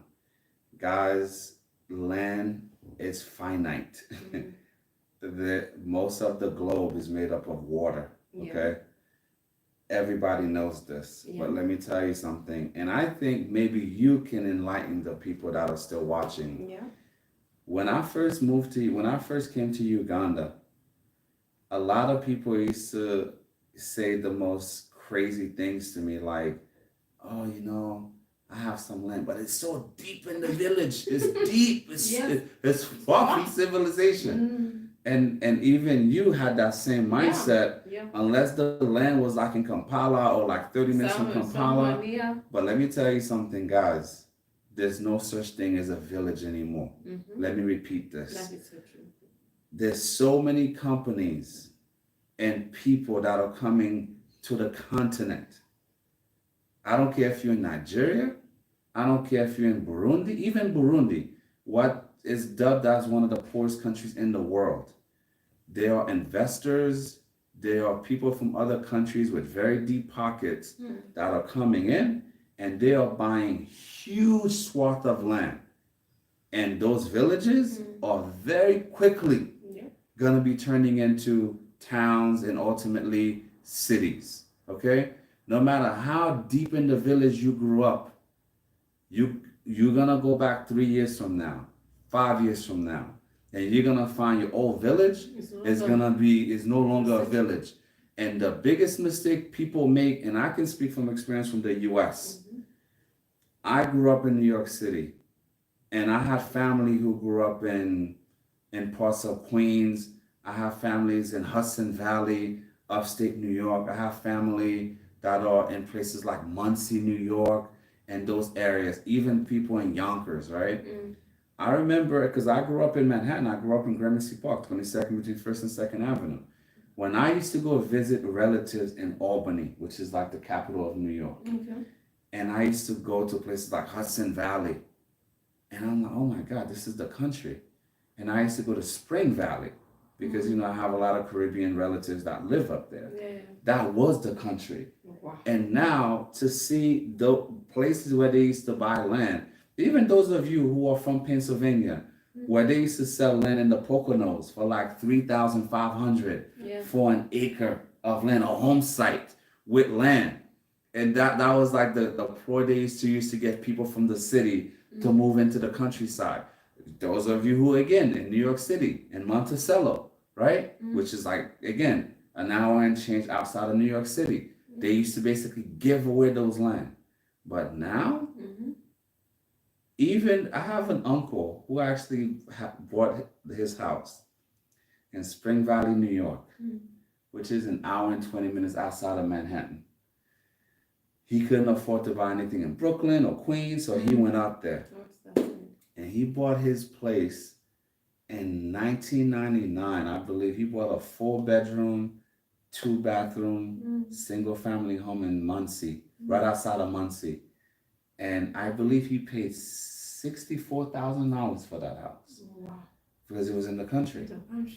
The last time I went to visit him, I believe the guys with the suitcase filled with cash showed up at his doorstep.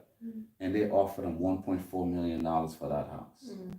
And he said no, because he could actually get $2 million for it. What? Absolutely. So I say all of this to tell you, guys, just because we are here on the continent, real estate only goes one way. Yes, you can have a bubble that bursts, and yes, homes sometimes get inflated, but land will always continue to become more and more finite. As the world global population continues to grow, people are going to have to leave the cities, and new cities are going to crop up. You understand? The villages are going to become the new cities. And I know this, even you know this, because places like Zimbabwe, places like Chichusa, places like even like Wobolenzi, places like even Lukaya, like places like all of these places were nothing but villages. Villages, of course, before. Even parts of Imbarara at some point, where further where you from, up there in Boucher, in that area, it was nothing but the village. It was a village. But now, even we went to a place called Kasanje, like last week. And that was a pure village. In fact, it still looked like a village. But right now, to get 150 by 100 piece of land in that area, it's gonna cost you at least 60 to 70,000 USD. Whereas like 5 years ago, you could have purchased like 3 acres, at least an acre for less than $5,000. So yeah. It's changing. Places are changing. And what's even more scary in America and around the globe, people like Bill Gates, Elon Musk, and all of these other folks are gobbling up farming land all over the world. Mm-hmm. So that asset is becoming more and more finite. It's Mhm. becoming more and more valuable. For those of you who are still thinking and sleeping on it, buy your land now. Now. Because 5 years from now, you might actually be kicking yourself that you didn't buy land. Why You didn't could I have do- that Did affordable you tell land. me some couple in Ghana Mhm. that went to Ghana, they Yeah. visited, then they were supposed to be, start a salon business Uh-huh. and stuff. Yeah. Everyone was telling me that Yeah. kind of story. Mhm. Then people were discouraging them. Yep. This land is not good. You're Yep. not going to, it's not going to develop. Yep. They went back to To the the US. When they came back, the Mhm. land was different. Completely. Completely different. It was even more expensive. So Yeah, it's not just in Ghana. It's happening like that in Benin. It's happening like that throughout Nigeria. It's happening like that all over the all place. over the place. Get your land where you can. And for those of you who live in the US, if you have to go 3-4 hours outside the city, Okay. leave New York, go to Missouri, leave New York, go to places like Kansas, go to places like Montana, go upstate New York, go beyond Morrisville, go to Syracuse, just keep going, go to Cayuga, get your land now, because you could just hold on to it and it will appreciate. And when you come up with a plan, whether it's 3 years from now, 5 years from now, your land is ready for you. Yeah. So that's all I have. Wow, that is amazing. I think we should wrap this up, partner. Let's first read this one's comment. Okay, let's go. Haruna is saying, good evening. My name is Haruna Kamara. I'm watching live from Greece. Ooh. Yeah, you people make me make more interesting in farming. I think I wanted to say that we make farming more interesting. Thank you. Thank you very much. Thank That's you very so kind. much, Kamara. That is so kind of you. Yeah, all the way from Greece. That is one of my favorite destinations. I love Greek food. That is, I want to go there one day. Mm-hmm. Hello, thank you so much. Really appreciate that. Then someone is saying here, Grafton, love how you always big up. Love you, Tina. Thank you so much. Thank you I very really much. appreciate for the love and support. Yeah, Branko is saying yes, the money is in the bush. It's in the bush, always. It's always in the bush. Yeah, some people can not put it through their mind. It can take a long time for the message to reach. Yeah, use the office job to raise the capital for the farm. Absolutely. Yeah. Yes. Then Anthony is also one of our good followers here. Hello. Hi, Anthony. He's Nigerian. Yes, as far as I remember. In the US, literally the only places with reasonable land is New Mexico. It used to be Arizona. Northwoods, probably in California. I'm not sure. Yeah, it's crazy. Yeah, that's what they're saying. In fact, funny story, land in Arizona used to be so cheap. But now finding land in Arizona, like farmable land in Arizona, even buildable land in there, is just so expensive nowadays. Very expensive. And even places like Idaho used to be so affordable. And this is why I'm so passionate about real estate.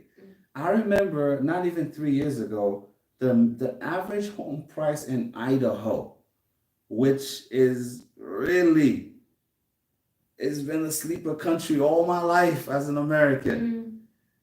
You could have purchased a freaking 4-bedroom, 3-bathroom home in Idaho 3-4 years ago for less than $200,000, Tina. But as of recent, the average home in Idaho was going for over $500,000.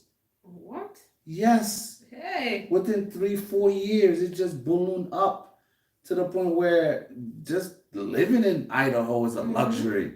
And believe me, if you're from New York City or from the tri-state area, the thought of going to Idaho is like moving to Siberia.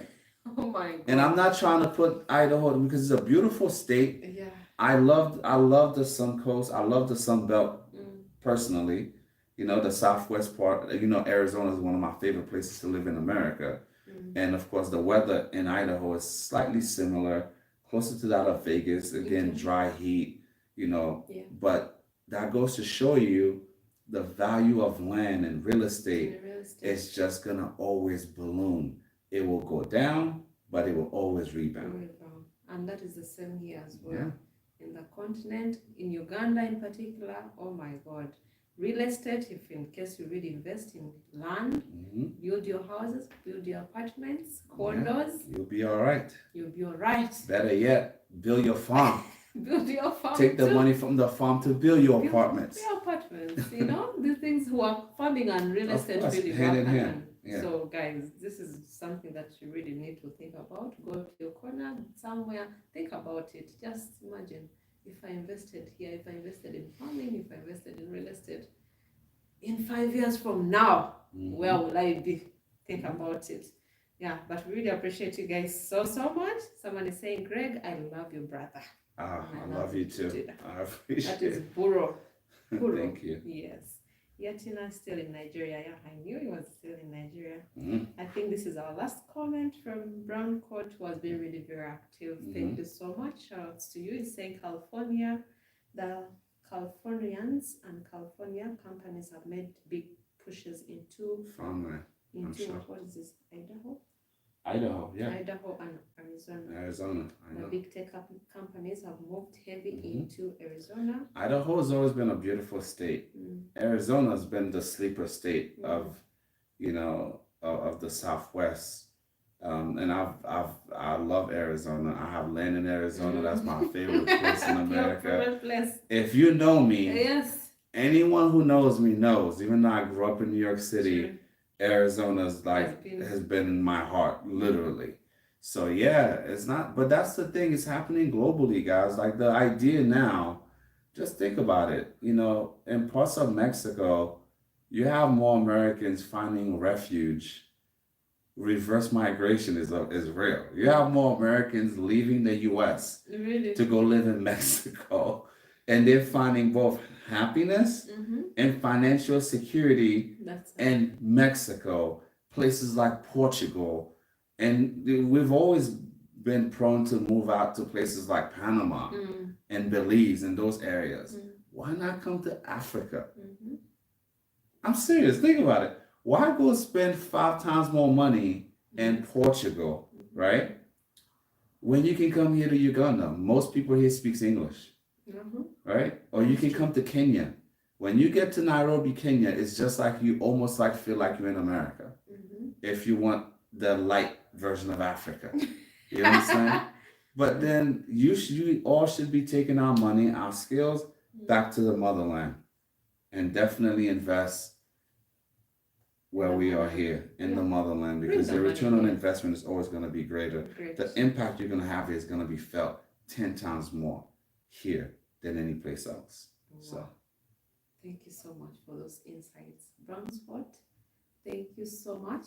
We really appreciate your contribution.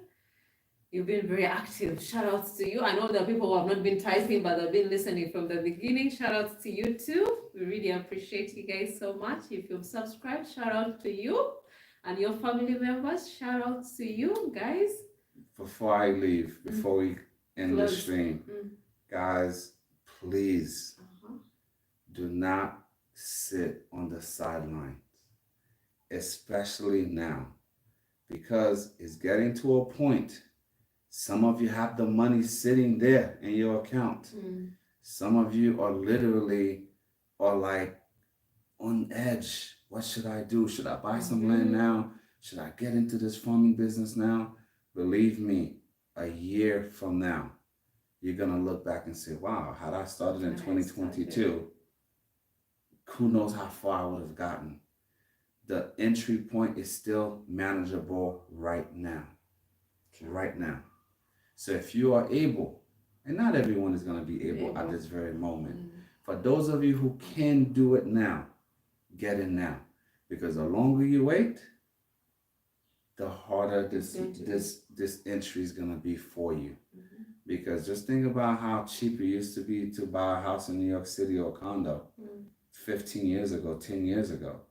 But now the idea of actually buying, you know, even a co-op and what used to be the ghettos of Brooklyn, you know? One coach is saying a family friend bought a house in Idaho 5 years ago at $130K. Yeah. But he's getting offers for over $400K. 400, 500. I know. Guys, you know, real estate is my passion also. So I know that's how it is. And many of my brothers and sisters had to go to places like Pennsylvania because they couldn't afford to buy anything in New York City. They could no longer afford to go to Jersey. Guys, come to the motherland. Come to Uganda, anywhere on the East Coast, anywhere on the West, anywhere in the Central. Just come. You know, think it through, make your plan, you know, come earn your freedom. You do not have to be tied to your desk and going to work in an environment where you know nobody there really, really, truly value you as a person. You just another number on the timesheet. You know, come make a difference. That's all I have to say. Hopefully you'll join us in the farming sector. If you ever make it out here to Uganda, please come see us, and we'll let you know when you guys can actually come to the farm officially. And we look forward to having you guys. Wow, that is really amazing. Aruna is saying he's planning to make a farm in Sierra Leone. That is from Greece. And I would love to visit your farm in Sierra Leone. I would love to come experience the Sierra Leone cuisine. Visit the beautiful beaches, meet some of the beautiful people on the ground. Invite us to Sierra Leone. If you can host my partner here, I'll come see you. I'll come there. Yeah, I'll come see you. You know, let me know. Yeah, someone is also saying he's from Scotland. He has a small farm in Zimbabwe. That's amazing. I'm interested in zero grazing goats. Thank you. Zimbabwe is a wonderful country. Wow. It's a wonderful place. You know how I feel about Zimbabwe, Zambia. You know, shout outs to the government there who's actually trying to make an effort to help out the locals and the farmers and investing in agriculture. Yeah. More countries need to do that. More countries need to do that. Government's watching this. I know that, you know, we have officials watching these videos here. By the way, they reach out to us And I as well. appreciate you guys. Because they say, I've seen you somewhere. I've seen your videos. You know, when you go to this office, it's like, I've seen you, I've watched your videos so much, and you really wonder, oh my God, this is a government official. So government officials, please push forward for farmers as well. If you can help support them, you know, please come forward to support fellow farmers here out, because, you know, they have the land, they have and the support skills. is not necessarily you having to give us money. Just fix the roads. Make it more accessible. You know, places that have electricity, don't just leave it on the main road, but like bring it inside a little bit, you know? That is support, you know, from our government. Of course. And that is not only for Ugandans. It's for everywhere. Absolutely. You know, in the continent and all over. At least support your own people, because these are the people who are really solving the food and security. I think we have like a few more questions here. Oh, statements. Okay. Auntie Sarah, she's one of our biggest fans. Good morning. Hello, Auntie Sarah. Welcome. Blessings to you, Value Farm. Thank you. We really appreciate that.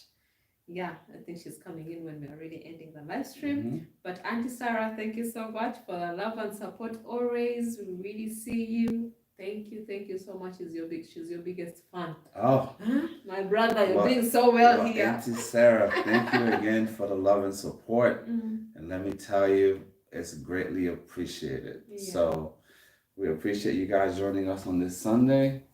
And I know it's been a little longer than anticipated, but you know, the questions kept on coming. Let me tell you something. What? You know what? Auntie Sarah is my OG. Oh, well then. She's in Canada. Oh. She's an old girl from my school. I know. See? People meet on internet just like this. Now, what's funny about Canada, you know, Canada is also one of my favorite places. Yeah. When I got my first car, I didn't even have my driver's license. I got in my car and I drove straight to Canada. After driving to Harlem, after I bought my first vehicle, I turned 18. Yes, I remember that story. And I couldn't even park. No driver's license.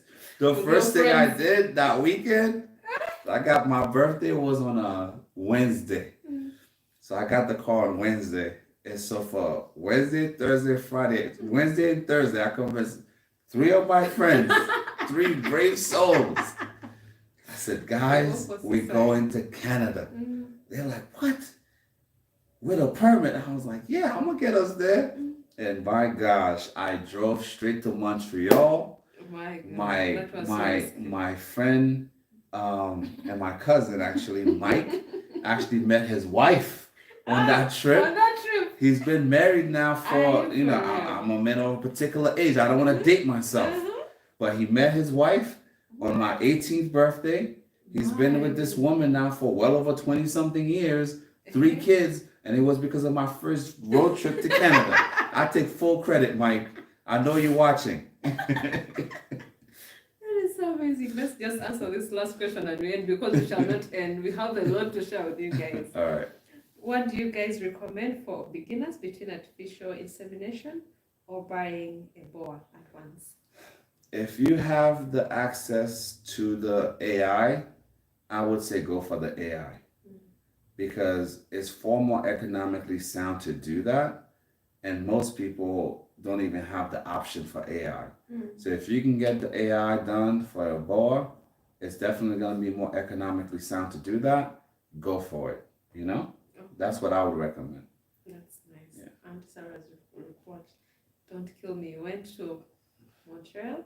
Bonjour, road trip to Canada. I did. Let me tell you, it's so funny because I went to Montreal, which is Montreal, and then I was actually recruited to play football at McGill University, which is of course down near downtown Montreal.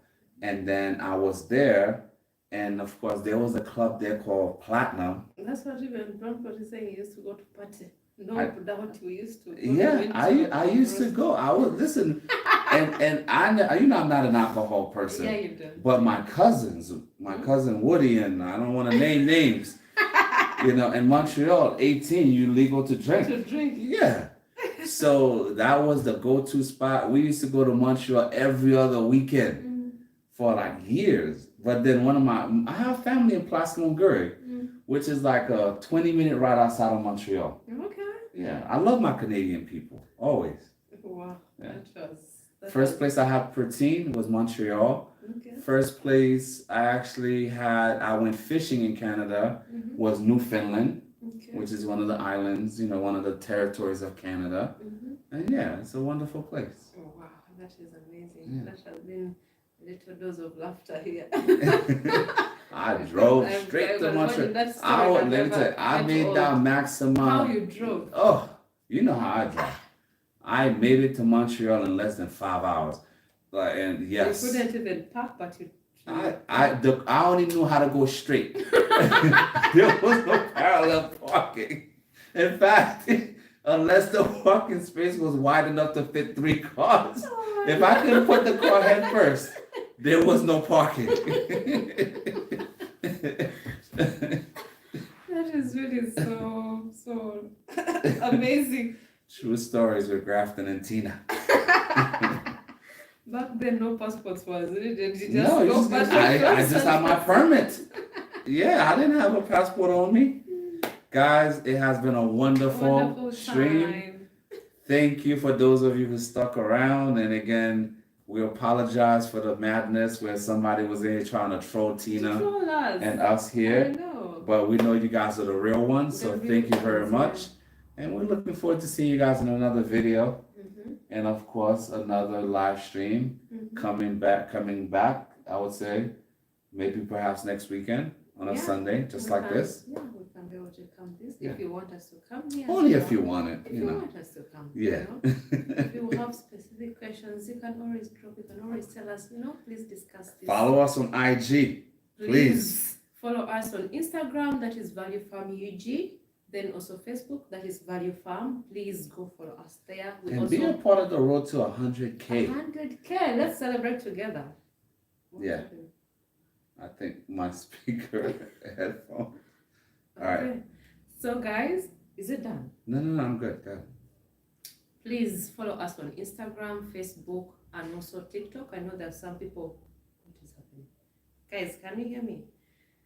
We have people on TikTok who have joined us, I know that is one of the places, guys shy away to go, but we also post there because we've really brought people, we've changed people's minds about farming as well, because, this is all about sharing ideas, sharing everything that we have with you guys. But we really appreciate everyone who has been watching us from the beginning, who has just been there in their living rooms, in their beds, watching, Happy Sunday. Happy Sunday. We wish you guys a happy Sunday with your Enjoy your family. week. Enjoy your week ahead. of course, and may God really bless everyone.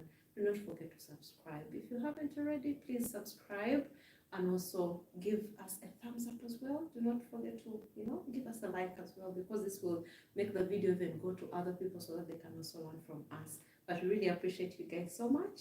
Till next time. Bye. Bye.